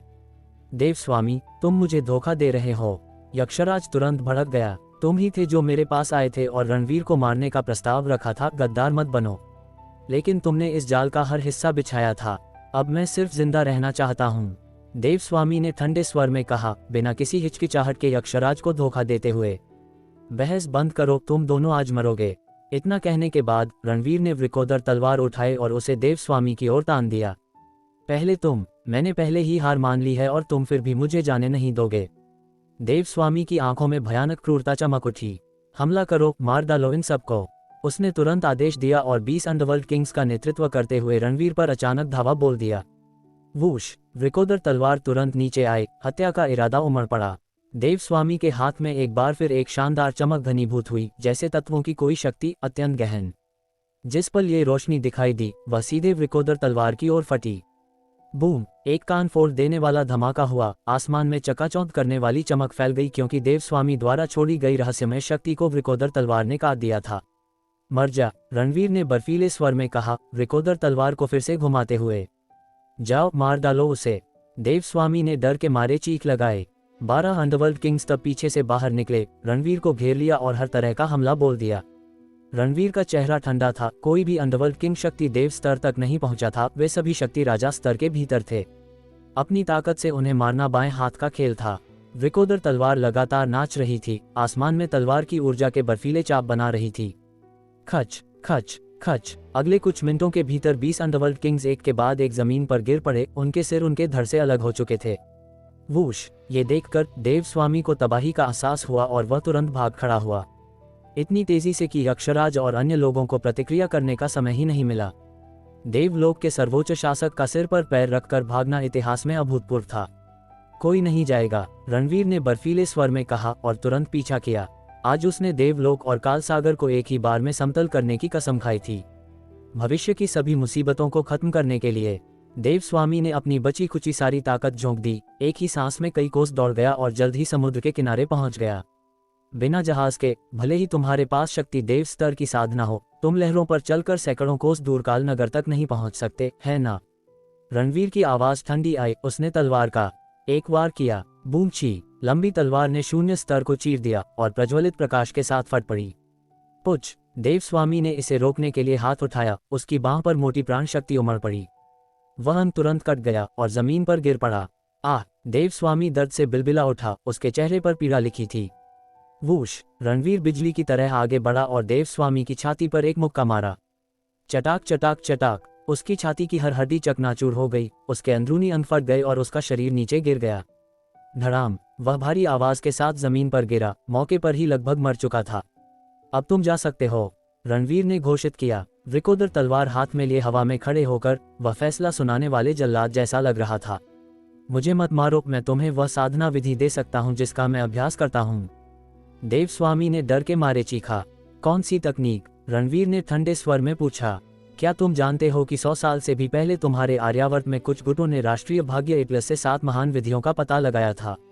रणवीर की नजरें तुरंत तीखी हो गईं। तुम्हें पता है कि वे 7 महान विधियां कहाँ हैं? मुझे नहीं पता कि बाकी 6 कहाँ हैं, लेकिन उन विधियों में से एक मेरे हाथों में है। देवस्वामी ने तुरंत स्वीकार कर लिया। ये सुनकर रणवीर का दिल जोर से धड़कने लगा। 7 महान विधियों में से एक के बारे में पता चलना एक अप्रत्याशित लाभ था। मुझे अभी बताओ, उसने आदेश दिया। ठीक है। देवस्वामी ने आज्ञाकारी रूप से सिर हिलाया और फिर जोर से बोलते हुए रणवीर को विधियों में से एक बता दी। इसे पंचतत्व विधि कहा जाता था। जैसा कि नाम से पता चलता है, यह उपयोगकर्ता को प्रकृति की 5 तात्विक शक्तियों में महारत हासिल करने और उन्हें अपने उपयोग में लाने देती है। देवस्वामी ने पहले जिस गहन चाल का इस्तेमाल किया था, वह निश्चित रूप से पंचतत्व विधि से संबंधित रही होगी। इतनी अधूरी क्यों? मूल प्रति कहाँ है? रणवीर ने पूछा। उसकी आंखों में बर्फीला संदेह चमक रहा था। पंचतत्व विधि के लिए कुल मिलाकर 5 तात्विक शक्तियों में महारत हासिल करने की आवश्यकता होती है। मैंने केवल एक ही साधना की है, बाकी 4 और मूल प्रतीक मेरे पास नहीं हैं। देवस्वामी ने जानबूझकर जवाब दिया। जिंदा रहने के लिए यह उसका तुरुप का इक्का था। अगर रणवीर ने सब कुछ सीख लिया तो वह अपनी उपयोगिता खो देगा और तुरंत मार दिया जाएगा। वे कहाँ हैं? रणवीर ने दबाव डाला। देवलोक के अंदर एक ऐसी जगह पर जो केवल मुझे पता है। मुझे जीने दो और मैं तुम्हें वहां ले चलूंगा। देवस्वामी ने चालाकी से सौदा किया। वूश! बिना एक शब्द कहे रणवीर ने वृकोदर तलवार घुमा दी। खच! देवस्वामी का दूसरा हाथ जमीन पर गिर गया। घाव से खून बेतहाशा बहने लगा। तुम्हें क्या लगता है मैं कोई 3 साल का बच्चा हूँ? सब कुछ ईमानदारी से उगल दो, वरना मैं खुशी खुशी पंचतत्व विधि को छोड़ दूंगा और तुम्हें अभी मार डालूंगा। रणवीर ने बेरहमी से कहा। मैं बोलूंगा, देवस्वामी ने दांत पीसते हुए कहा। आखिरकार सभी योजनाएं छोड़ दी। मूल पंचतत्व विधि न्यायाधीश के हाथों में है, और यह न्यायाधीश किस बला का नाम है? रणवीर ने मांग की। देवलोक के ऊपर एक भयानक अस्तित्व, मैं उसके सामने एक चींटी के अलावा कुछ नहीं हूँ। उसकी शक्ति हर सांसारिक शक्ति और 3 महान निषिद्ध भूमियों से भी बढ़कर है। इतनी बातों के बाद भी तुमने कुछ भी काम का नहीं बताया। तुम्हारे पास 3 सेकंड बचे हैं, मुझे सब कुछ बताओ। रणवीर ने ठंडे स्वर में कहा। न्यायाधीश की पहचान वास्तव में क्या थी और वह कहाँ मिल सकता था? इन महत्वपूर्ण बिंदुओं पर देवस्वामी ने कुछ भी नहीं बताया था। मैं बस इतना ही बता सकता हूँ, मैंने न्यायाधीश के साथ एक आत्मा का सौदा किया था। अगर मैं आगे बोलता हूँ तो मैं कुछ शपथ तोड़ दूंगा और उस मौत से कहीं ज्यादा बुरी मौत लूंगा जिसकी तुम कल्पना कर सकते हो। तो मेरे हाथों मरना दुख ही नहीं लगता। रणवीर पूरी तरह से निर्णायक था। उसने वृकोदर तलवार को एक बार फिर घुमाया। खच! इस बार देवस्वामी की जांघें साफ कट गईं। बोलो या नहीं, मुझे मारने की हिम्मत करो, न्यायाधीश मेरा बदला लेगा। देवस्वामी चीखा। खच! बिना एक और शब्द कहे रणवीर ने तलवार नीचे कर दी। थप! देवस्वामी का सिर जमीन पर आ गिरा, मर गया और चला गया। दुनिया की 3 महान निषिद्ध भूमियों में से एक का सर्वोच्च शासक हमेशा के लिए दुनिया से मिट गया। अध्याय 242 काल सागर की घेराबंदी। राशि की खबर। रणवीर ने वास्तव में एक देवता का वध कर दिया था। अगर यह खबर बाहर निकल गई तो पूरी दुनिया को हिला देगी। फिर भी रणवीर खुद अजीब तरह से शांत रहा। जिस पल से उसने देवलोक को अपना दुश्मन बनाया था, ये परिणाम अपरिहार्य था। क्या देवस्वामी देवलोक का सर्वोच्च नेता नहीं, बल्कि वह तथाकथित न्यायाधीश हो सकता है? रणवीर ने मन ही मन सोचा। देवलोक के नष्ट हो जाने के बाद भी स्थिति और अधिक जटिल होती जा रही थी। गड़गड़ाहट गड़गड़ाहट गड़गड़ाहट। तभी आसमान से बादलों की गरज सुनाई दी। रणवीर ने ऊपर देखा तो कई सशस्त्र हेलीकॉप्टर आते दिखाई दिए। वहां 1 दर्जन बमवर्षक भी थे और दुनिया के दर्जनों सबसे उन्नत ड्रोन जो उच्च घनत्व वाले हमलों और रडार टोही में सक्षम थे। हर विमान पर एक तेज तलवार का प्रतीक था। कोई भी जानकार एक नजर में बता सकता था, ये रुद्र सेना थी। वे आखिरकार यहाँ हैं। रणवीर ने सिर हिलाया, फिर अपनी नजर समुद्र की ओर घुमाई। असीम गहरे नीले रंग पर सैकड़ों जहाज बड़े और छोटे लहरों को चीरते हुए शक्ति के शानदार प्रदर्शन में विशाल फुहार उड़ा रहे थे। हॉल मास्टर, एक हेलीकॉप्टर नीचे आया, 2 आकृतियां नीचे कूदी, वज्र और रुद्र। 5 लाख सैनिक समुद्र और आकाश के बीच बनते हुए 1.5 लाख अन्य द्वीपों पर 1 लाख काल सागर सदस्यों को खत्म कर रहे हैं। शेष 3.5 लाख ने एकांत द्वीप को घेर लिया है। बहुत बढ़िया, अपनी जगह पर रहो और मेरे आदेश का इंतजार करो। रणवीर ने आदेश दिया, जागीर की ओर वापस बढ़ते हुए। जागीर की ऊंचाई से हर कोई आसमान को भरते हुए विमानों को देख सकता था और एकांत द्वीप के हर तरफ जहाजों का बेड़ा समुद्र में फैला हुआ था। विमान वाहक पोत को छोड़कर हर श्रेणी का जहाज। यक्षराज निराशा में था। रणवीर की अनुपस्थिति में उसने अभी भी विद्रोह की योजना बनाई थी। यदि वह यहाँ सभी को मार सके और अपनी सेना को इकट्ठा कर सके तो वह शायद रणवीर को मार सकता है। लेकिन रुद्र सेना के आगमन ने उस उम्मीद को तुरंत कुचल दिया। उसी समय एक आकृति चमकी और उनके बीच आ उतरी। एक भारी रोब ने तुरंत स्वर्ग और पृथ्वी पर दबाव डाल दिया। धड़ाम! रणवीर के बोलने से पहले ही यक्षराज अपनी मर्जी से घुटनों पर गिर गया। रणवीर की वापसी एक ही बात का संकेत थी, देव स्वामी मर चुका था। अब उसने विरोध करने की हिम्मत नहीं की, वह केवल दया की भीख मांग सकता था। रुद्रधाम के हॉल मास्टर, मुझे बख्श दो। मैं पूरे काल सागर को आपकी सेवा में लगा दूंगा। अफसोस, मैं तुम्हें मिटाने आया था। काल सागर मेरे लिए बेकार है। रणवीर चांदनी की ओर मुड़ा। इसे मार डालो। जी सर। चांदनी ने सिर हिलाया। रुको! यक्षराज दहाड़ा। उसकी नजरें रणवीर पर टिकी थीं। तुम मुझे नहीं मार सकते। मैं जिसे चाहूं मार सकता हूं। तुम्हारे शब्दों का कोई मतलब नहीं है, रणवीर ने ठंडे स्वर में कहा। जैसे ही उसने चांदनी को आगे बढ़ने के लिए कहा, यक्षराज चिल्लाया, राशि रायचंद। बूम! उस नाम को सुनकर रणवीर का चेहरा ऐंठ गया। तुम्हें मेरी बहन का नाम कैसे पता है? हा, यक्षराज पागलों की तरह हंसा। तो वो लड़की वाकई तुम्हारी सगी बहन है? बोलो, तुम उसे कैसे जानते हो? रणवीर ने मांग की। उसके चेहरे पर बेचैनी लिखी थी। दिल्ली में ये पुष्टि करने के बाद से कि राशि के जीवित होने की संभावना है, उसने रुद्रधाम और छाया संप्रदाय को उसके लिए दुनिया भर में छानने लगा दिया था। फिर भी अब तक एक भी सुराग सामने नहीं आया था। काल सागर के शीर्ष व्यक्ति यक्षराज का राशि का नाम लेना कुछ ऐसा था जिसे रणवीर नजरअंदाज नहीं कर सकता था। मैंने उसका अपहरण किया था, जाहिर है मैं उसे जानता हूँ। रणवीर की घबराहट देखकर और फायदा महसूस करते हुए यक्षराज हंसा। तूने राशि को उठाया? रणवीर की आवाज बर्फ में बदल गई। हत्या का इरादा उमड़ पड़ा, उससे कहीं ज्यादा भयंकर जब उसने देवस्वामी या खुद यक्षराज का सामना किया था। काले बादलों ने आसमान को ढक लिया, आंधियां चलने लगीं।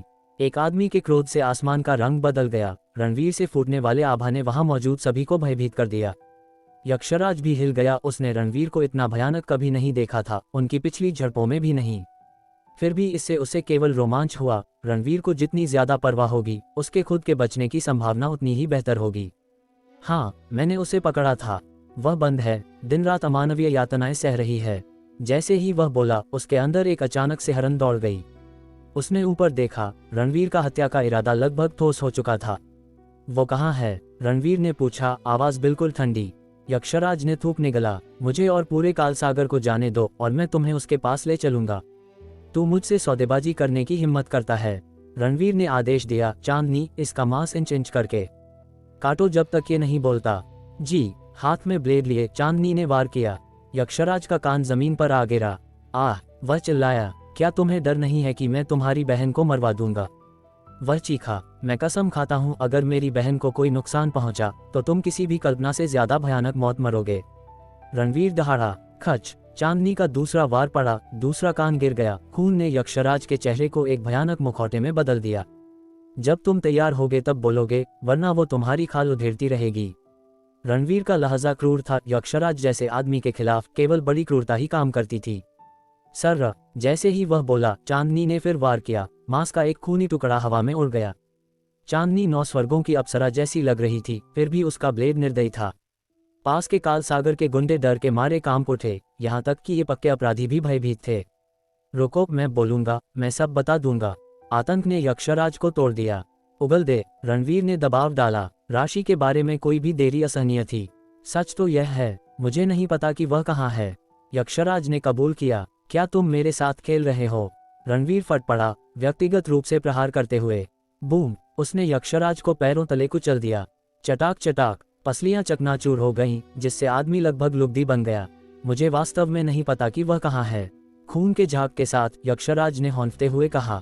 अभी भी ढीठ! रणवीर ने दबाव बढ़ाया। उसका पैर एक चट्टान की तरह था। पच! यक्षराज ने लाल रंग उगला, अपनी आखिरी सांस से चिपके हुए। तब तब जब तुम्हारे दादा और एक अन्य आदमी ने मनी ले ली थी, मैंने जांच के लिए आर्यावर्त में एजेंट भेजे। सालों बाद, लगभग 6 साल पहले, मेरे आदमियों ने आखिरकार रायचंद परिवार का पता लगा लिया। लेकिन जिस रात रायचंद परिवार का सफाया हुआ, मेरे आदमी मौके पर पहुंचे। उन्होंने केवल तुम्हारी बहन को सांस लेते हुए पाया, उसे पकड़ लिया और उससे मनी का पता उगलवाने की कोशिश की। इससे पहले कि वे पूर्व देश छोड़ पाते, एक रहस्यमय व्यक्ति ने मेरे आदमियों को काट डाला और तुम्हारी बहन को छीन लिया। तब से हर खोज में कुछ भी हाथ नहीं लगा है। थके हुए और भयभीत यक्षराज ने सब कुछ उगल दिया, ये प्रार्थना करते हुए कि रणवीर अपना हाथ रोक ले। अध्याय 243 यक्षराज का अंत, सेना का पूर्ण हमला। ये खबर सुनते ही रणवीर के चेहरे का रंग फिर बदल गया। क्या तुझे यकीन है कि तू झूठ नहीं बोल रहा? मैं कसम खाता हूँ, एक भी झूठ नहीं है। मैंने तुमसे जो झूठ बोला था वह सिर्फ अपनी जान बचाने के लिए था। यक्षराज ने ईमानदारी से कहा, रणवीर की ओर उम्मीद से देखते हुए, डरते हुए कि कहीं वह गुस्से में उसे मार न दे। तुझे मेरी बहन के नाम से मुझे नहीं उकसाना चाहिए था। रणवीर की आवाज गूंजी और उसने जोर से पैर पटका। नहीं। यक्षराज की पुतलियां अचानक सिकुड़ गईं और उसने बस एक शब्द बोलने के लिए अपना मुंह खोला। धड़ाम। उसका पूरा शरीर पल भर में खून की धुंध में बदल गया। रणवीर द्वारा पूरी तरह से कुचल दिया गया। काल सागर की नंबर 1 हस्ती दुनिया से गायब हो गई। 3 महान निषिद्ध भूमियों के एक और शासक को रणवीर ने नरक भेज दिया। एक ही दिन में निषिद्ध भूमियों के 2 मास्टर्स को मारना, यह इतिहास में मार्शल आर्ट्स की दुनिया की सबसे भयानक घटना है। वहां मौजूद हर कोई कल्पना कर सकता था कि इस खबर के फैलने के बाद बाहर किस तरह का तूफान खड़ा होगा। यक्षराज को मारने के बाद रणवीर ने अचानक एक और देखा और फिर एक तलवार की ऊर्जा का वार किया। बैंग। एक तोप का गोला जैसे ही वह हवा में पहुंचा, तलवार की ऊर्जा से चकनाचूर हो गया और तुरंत फट गया। एक और शॉक वेव चारों ओर फैल गई। काल सागर के सदस्यों ने हमला करना शुरू कर दिया है। यक्षराज के आदेश जारी करने के बाद हर कोई दौड़ने लगा था। बस इतना हुआ कि रणवीर द्वारा यक्षराज को मारने से ये लोग एक पल के लिए दंग रह गए और प्रतिक्रिया करने के बाद उन्होंने अपना हमला जारी रखा। वे सभी खूंखार लोग हैं, जानते हैं कि रणवीर उन्हें जाने नहीं देगा, इसलिए वे बस मरते दम तक लड़ रहे हैं। वज्र, रुद्र, 3.5 लाख की सेना को एकांत द्वीप पर मौजूद हर किसी को खत्म करने दो। इसके अलावा अन्य द्वीपों को घेरने वाली 1.5 लाख की सेना भी तुरंत कार्रवाई करेगी। आज हम काल सागर को समतल कर देंगे और किसी को भी जाने नहीं देना चाहिए। रणवीर ने तुरंत आदेश दिया। एक ही पल में कुल 5 लाख सैनिकों ने काल सागर के मुख्य शिविर पर भीषण हमला बोल दिया। इस समय आदेश देने के बाद रणवीर ने निर्णायक रूप से कार्रवाई की। उसे इन भारी मारक क्षमता वाले हथियारों को नष्ट करना होगा, वरना वे सभी के लिए एक निश्चित खतरा पैदा करेंगे। वह हवा में तेजी से उड़ा, एक बाज की तरह, अपने हाथ में वृकोदर तलवार लिए तोप के गोलों को एक एक करके काटता हुआ। उठते हुए धुएं में वह खरोंच रहित था। उसका शरीर प्राण शक्ति से उमड़ रहा था, जो बाद के प्रभावों के झटके को झेल सकता था। बस एक पल में रणवीर भारी मारक क्षमता तक पहुंच गया और हवा से अपनी तलवार से वार किया। गड़गड़ाहट, तोपें, टैंक सब फट गए और यहाँ तक कि उन्हें चलाने वाले कर्मी भी मौके पर ही मारे गए। हिमानी, चांदनी और आकाश सभी हरकत में हैं, सबसे तेज गति से सभी भारी मारक क्षमता को हल कर रहे हैं। बस कुछ ही मिनटों में सभी खतरनाक मारक क्षमता का सफाया हो गया। इस पल रुद्र सेना का हरावल दस्ता आ चुका था और उसने काल सागर के कर्मियों को घेर लिया। एक भीषण लड़ाई शुरू हो गई। काल सागर के लोग मूल रूप से संख्या और मारक क्षमता के साथ मुकाबला करने में सक्षम थे, लेकिन गोला बारूद जल्दी खत्म हो गया और द्वीप का शस्त्रागार जलकर खाक हो गया। बाद में गोला बारूद की कोई भरपाई नहीं हुई। उनके पास विरोध करने की शक्ति भी नहीं है। वे नंगे हाथों से रुद्र सेना का विरोध कैसे कर सकते हैं? तुरंत लोगों के झुंड गिर गए और एकांत द्वीप पल भर में एक जीवित नरक में बदल गया। अगली स्थिति में अब रणवीर की भागीदारी की आवश्यकता नहीं है। वह जागीर में खड़ा था और पूरे द्वीप को देख सकता था। रुद्र सेना घेराबंदी में है, लगातार केंद्र की ओर बढ़ रही है। जल्द ही काल सागर पूरी तरह से जमीन पर आ जाएगा और इस लड़ाई में मूल रूप से कोई सस्पेंस नहीं है। जब लड़ाई आधे घंटे तक चली, रुद्र युद्ध के मैदान से बाहर निकला और फिर रणवीर के पास आया, एक घुटने पर बैठकर। संप्रदाय प्रमुख को रिपोर्ट, संबद्ध द्वीपों पर 1 लाख काल सागर सदस्य सभी मारे गए हैं और सैकड़ों स्थानीय लड़कियों को बचाया गया है। पूछताछ के बाद काल सागर हर कुछ समय में कुछ अच्छी लड़कियों को चुनता है और उन्हें एकांत द्वीप भेजता है। यहाँ तक कि ये लड़कियां भी बर्बाद हो चुकी हैं, वे वास्तव में जानवर हैं। रणवीर ने गुस्से में शाप दिया। रुद्र हिचकिचाया। संप्रदाय प्रमुख, वे न केवल इन लड़कियों को बर्बाद करते हैं, बल्कि उन्हें एकांत द्वीप पर भोजन के रूप में उपयोग करने के लिए भेजते हैं। क्या? रणवीर की आंखें सिकुड़ गईं। उनके अनुसार यक्षराज जादू टोना करता है और एक शैतान को पालता है जिसे लड़कियों को खाने की जरूरत होती है ताकि साधना में सुधार हो सके। रुद्र ने ठंडे स्वर में कहा, क्या जानवर हैं जो वास्तव में इस तरह का काम करते हैं? रणवीर का चेहरा हत्या के इरादे से भर गया। वह शैतान जरूर नरकासुर होगा। मैंने सोचा था कि वह सिर्फ लोगों को खाने की धमकी दे रहा था, लेकिन मुझे उम्मीद नहीं थी कि यह सच होगा। अगर मुझे पता होता तो मैं उन्हें सीधे नहीं मारता। मुझे उन्हें ठीक से तड़पाना चाहिए था। उन लड़कियों और अप्रासंगिक लोगों को वापस कालसागर भेजने के लिए कुछ जहाजों की व्यवस्था करो। रणवीर ने आदेश दिया। जी। रुद्र इसे करने के लिए तुरंत गया। शेष द्वीपों पर कालसागर के सदस्यों को हल करने के बाद रुद्रधाम के 1.5 लाख सैनिकों ने तुरंत विमान और विभिन्न जहाज लिए और एकांत द्वीप पर आ गए और यहाँ 3.5 लाख सैनिकों के साथ सफलतापूर्वक सेना में शामिल हो गए। 5 लाख की सेना का सामना करते हुए कालसागर के सदस्य, जिनके पास केवल लगभग 1 लाख लोग बचे थे, पूरी तरह से ढह गए और कमजोर थे। कर्मी बिखर गए हैं और सभी दिशाओं में भाग गए हैं। उन्हें मार डालो, किसी को जिंदा मत छोड़ो। रणवीर ने आदेश दिया। कालसागर ने कई बुरे काम किए हैं। बस यक्षराज ने नरकासुर को पालने के लिए इतनी सारी मासूम लड़कियों को नुकसान पहुंचाया और मुझे नहीं पता कि उसने कितने बुरे काम किए हैं जिनके बारे में मैं नहीं जानता। कालसागर में हर कोई एक राक्षस की तरह है और भविष्य की परेशानियों को रोकने के लिए मारा जाना चाहिए। जब लड़ाई 1 घंटे तक चली तो कालसागर का आखिरी सदस्य मारा गया। अब तक ये घोषित किया जाता है कि कालसागर यह शक्ति दुनिया से पूरी तरह से गायब हो चुकी है। वज्र, रुद्र, एक साथ यहाँ आओ। संप्रदाय प्रमुख को रिपोर्ट, पूरे कालसागर में सभी कर्मी मारे गए हैं। ठीक है, अच्छा काम किया, मैं तुम्हें बाद में इनाम दूंगा, रणवीर ने कहा। फिर उसने कुछ लोगों को एकांत द्वीप की अच्छी तरह से तलाशी लेने का आदेश दिया कि क्या उन्हें कुछ मिल सकता है। तलाशी आधे घंटे तक चली और जब सब वापस आए तो उन्होंने एक विस्तृत रिपोर्ट दी। उस जागीर को छोड़कर जहां यक्षराज रहता था, अन्य स्थानों पर कुछ भी उपयोगी नहीं मिला। संप्रदाय प्रमुख, मेरा सुझाव है कि आप एक बार जागीर के बेसमेंट में जाकर देखें, हिमानी ने अचानक कहा। ठीक है, रणवीर ने सिर हिलाया, यह अनुमान लगाते हुए कि हिमानी ने निश्चित रूप से वहां नीचे कुछ खोजा होगा जब वह मणि ढूंढ रही थी। हिमानी, चांदनी, आकाश और अन्य लोगों के साथ रणवीर जागीर के बेसमेंट में दाखिल हुआ। तभी मुझे एहसास हुआ कि अंदर की जगह बहुत विशाल थी। न केवल पिछला संग्रह कक्ष था, बल्कि अनगिनत कमरे और लंबे गलियारे भी थे। ये लिफ्ट और एक विशाल भूमिगत भूलभुलैया से भी सुसज्जित था। अंत में हिमानी के नेतृत्व में रणवीर एक केंद्रीय गुप्त कमरे में दाखिल हुआ। दरवाजा धकेलने के बाद गुप्त कमरे से प्रकाश की एक बौछार निकली। मैंने देखा कि जमीन पर विभिन्न जवाहरात का ढेर लगा था, जो धन की चकाचौंध रोशनी बिखेर रहा था। कुछ बड़े लकड़ी के बक्से ढके भी नहीं थे, क्योंकि अंदर सोने की ईंटें फिट नहीं हो सकती थीं। हे भगवान, आकाश हैरान था, ऐसा नजारा कभी नहीं देखा था। उस गुप्त कमरे की तुलना में जहां यक्षराज उन्हें पहले ले गया था, यह असली खजाना है।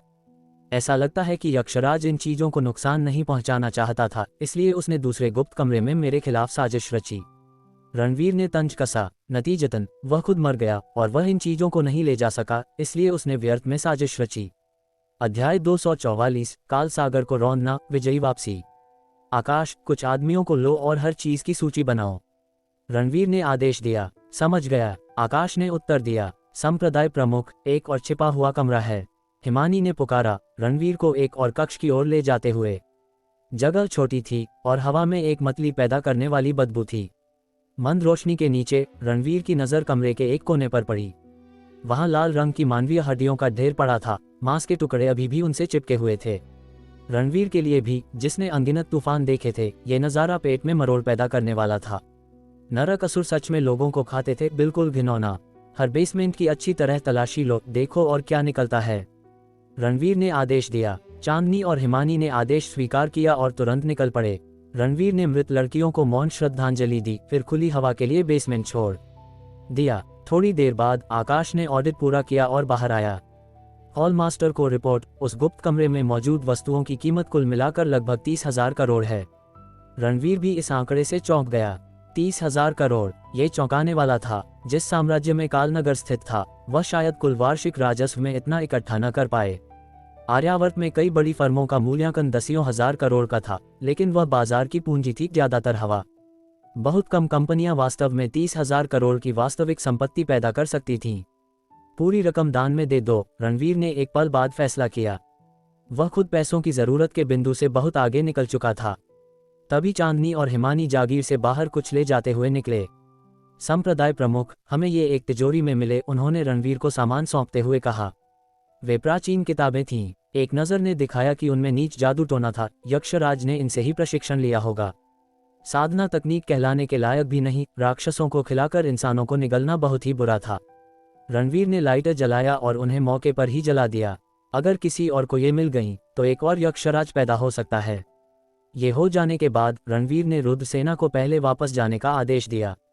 गुप्त कमरों से सारा खजाना जहाजों पर ले जाने के लिए केवल एक छोटा सा विवरण बचा था। एक बार कालनगर वापस आने पर वे इसे नकदी में बदल देंगे और दान में स्थानांतरित कर देंगे। व्यवस्था के बाद कुछ भी बड़ा नहीं बचा था। रणवीर पहले चांदनी, हिमानी और आकाश के साथ निकल गया। वज्र और रुद्र सेना की वापसी की देखरेख करेंगे और खजाने को एस्कॉर्ट करेंगे। एक बार सवार होने के बाद रणवीर की पार्टी कालनगर के लिए रवाना हो गई। एकांत द्वीप पर गए उन्हें केवल 2 घंटे हुए थे। फिर भी उन 2 घंटों के भीतर कालसागर, दुनिया की 3 महान निषिद्ध भूमियों में से एक, पूरी तरह से समतल कर दिया गया था। सभी 3 लाख रक्षकों का सफाया कर दिया गया था, एक भी जिंदा नहीं बचा था। रुद्र सेना ने पूरे निषिद्ध क्षेत्र को धूल में मिला दिया था, पीछे कोई निशान नहीं छोड़ा। इसके अलावा देवलोक के सर्वोच्च शासक देव स्वामी, 5 महान मृत्यु देवता और 20 अंडरवर्ल्ड किंग्स सभी एकांत द्वीप पर मारे गए थे। वह देवलोक की मुख्य ताकत थी, कोई कह सकता था कि वह जगह नष्ट हो गई थी। एक ही दिन में दुनिया की 3 महान निषिद्ध भूमियों में से 2 रणवीर के सामने गिर गई थी। युग निर्माण करने वाली खबर, जल्द ही यह पूरी दुनिया में फैल जाएगी। रुद्रधाम का नाम और रणवीर का नाम अभूतपूर्व ऊंचाइयों पर पहुंच जाएगा। फिर भी जहाज पर रणवीर उस बारे में से कुछ भी नहीं सोच रहा था। उसका दिमाग राशि पर टिका था। अगर दिल्ली में जुटाए गए सबूत केवल एक अच्छी सोच थी तो यक्षराज से उसने जो सीखा उसने इसकी पुष्टि कर दी। उसकी बहन राशि रायचंद जिंदा थी। उसे लगभग कालसागर ले जाया गया था, लेकिन आखिरी पल में एक रहस्यमय व्यक्ति ने उसका अपहरण कर लिया। यह अच्छा था या बुरा कहना मुश्किल था। अगर वह वास्तव में कालसागर पहुंच जाती तो यक्षराज के स्वभाव को देखते हुए मौत एक रहमत होती। डर ये था कि उसका अंजाम उन अपहृत लड़कियों जैसा होता, नरक असुरों का भोजन। फिर भी उस रहस्यमय व्यक्ति द्वारा ले जाए जाने से उसका भाग्य अज्ञात रह गया। ये बताने का कोई तरीका नहीं था कि वह अभी भी जीवित है या नहीं। फिर भी अब जब उसके पास एक सुराग था, उसके पास जांच करने की एक दिशा थी। उसे पता लगाना था कि वह रहस्यमय व्यक्ति कौन था। एक बार अपहर्ता की पहचान स्पष्ट हो जाने पर वह राशि को ढूंढ सकता था। इस विचार पर रणवीर की आंखों में एक शांत चमक टिमटिमाई। यह उत्तेजना थी। उसने अपना फोन निकाला और अग्नि को कॉल किया। वह दिल्ली लौटने तक इंतजार नहीं कर सकता था। बीप, कॉल कनेक्ट हुआ, फिर कटने से पहले एक नोटिफिकेशन टोन बजी। तभी उसने देखा कि स्टेटस बार में कोई सिग्नल नहीं दिख रहा था। क्या तुम में से किसी को सिग्नल मिल रहा है? उसने चांदनी और अन्य से पूछा। सबने चेक किया, किसी को रिसेप्शन नहीं मिला। समुद्र में बाहर, विशेष रूप से कालसागर जैसी जगह पर खराब सिग्नल सामान्य था, इसलिए उसने इस पर कोई ध्यान नहीं दिया। कालनगर पहुंचते ही वह अग्नि से संपर्क करेगा। अब तक रुद्र सेना पूरी तरह से वापस आ चुकी थी। कालनगर के घाट पर पृथ्वी धैर्यपूर्वक इंतजार कर रहा था। उसे रुद्र का संदेश मिला था। कालसागर को समतल कर दिया गया था और वह और वज्र वापसी और एस्कॉर्ट को संभालेंगे, जबकि पृथ्वी को डॉक पर हॉल मास्टर का स्वागत करना चाहिए। लेकिन काफी देर बाद भी हॉल मास्टर की वापसी का कोई संकेत नहीं था।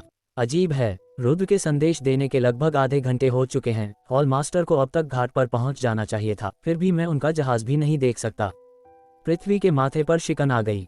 उसके दिल में एक अशुभ पूर्वाभास उभरा। क्या हॉल मास्टर को कुछ हो सकता है? बकवास, उनकी ताकत के साथ कुछ भी गलत कैसे हो सकता है? कालनगर गिर चुका था, देवलोक की ताकतें मर चुकी थीं, अब हॉल मास्टर को कौन धमकी दे सकता था? पृथ्वी ने इस पर विश्वास करने से इनकार कर दिया। उसने तुरंत रुद्र को कॉल किया। रुद्र, तुमने कहा था कि हॉल मास्टर वापस आ रहे हैं। वे कब निकले थे? लगभग आधे घंटे पहले। क्या हुआ? आधा घंटा, लेकिन मैंने अभी तक उन्हें या उनके जहाज को भी नहीं देखा है। पृथ्वी ने तुरंत कहा, यह अजीब है। आमतौर पर आधा घंटा काफी होता है, लेकिन ये ठीक होना चाहिए। शायद हॉल मास्टर अच्छे मूड में हैं और नज़ारे का आनंद लेना चाहते हैं। अगर तुम अभी भी चिंतित हो तो उन्हें बाद में कॉल करना, रुद्र ने जवाब दिया, अलार्म का कोई कारण न देखते हुए। ठीक है। फोन रखने के बाद पृथ्वी अभी भी असहज महसूस कर रहा था और उसने खुद हॉल मास्टर से संपर्क करने की कोशिश की, लेकिन 2 रिंग के बाद कॉल अपने आप कट गया। अनुभव से इसका मतलब आमतौर पर कोई सिग्नल नहीं था। सिग्नल क्यों नहीं है? हम समुद्र के बीच में नहीं हैं। वह और भी हैरान हो गया। अब वह केवल इंतजार कर सकता था। तभी 2 आकृतियां अचानक दिखाई दीं, एक आदमी और एक औरत। जिस पल वे डॉक पर पहुंचे, वे एक जहाज की ओर लपके और कप्तान से बात करने लगे। क्या तुम हमें एकांत द्वीप ले जा सकते हो? हम कोई भी कीमत चुकाएंगे। सिर्फ एक शर्त है, हमें तुरंत निकलना होगा। जब किसी को रोका ना जा सके तब हथियार, सेनाएं और देवता सब बेईमानी हो जाते हैं। एक आदमी अकेला उतरा और 2 निषिद्ध लोक मिटा दिए गए। काल सागर ढह गया, देवलोक का देव मारा गया और इतिहास से सांस रोक ली। लेकिन यह अंत नहीं था, क्योंकि असली युद्ध बाहर नहीं, खून में छुपा था। एक नाम, राशि रायचंद, और एक रहस्य जिसने विजेता को भी बेचैन कर दिया। अब जो आने वाला है वह विनाश नहीं, भाग्य का फैसला है।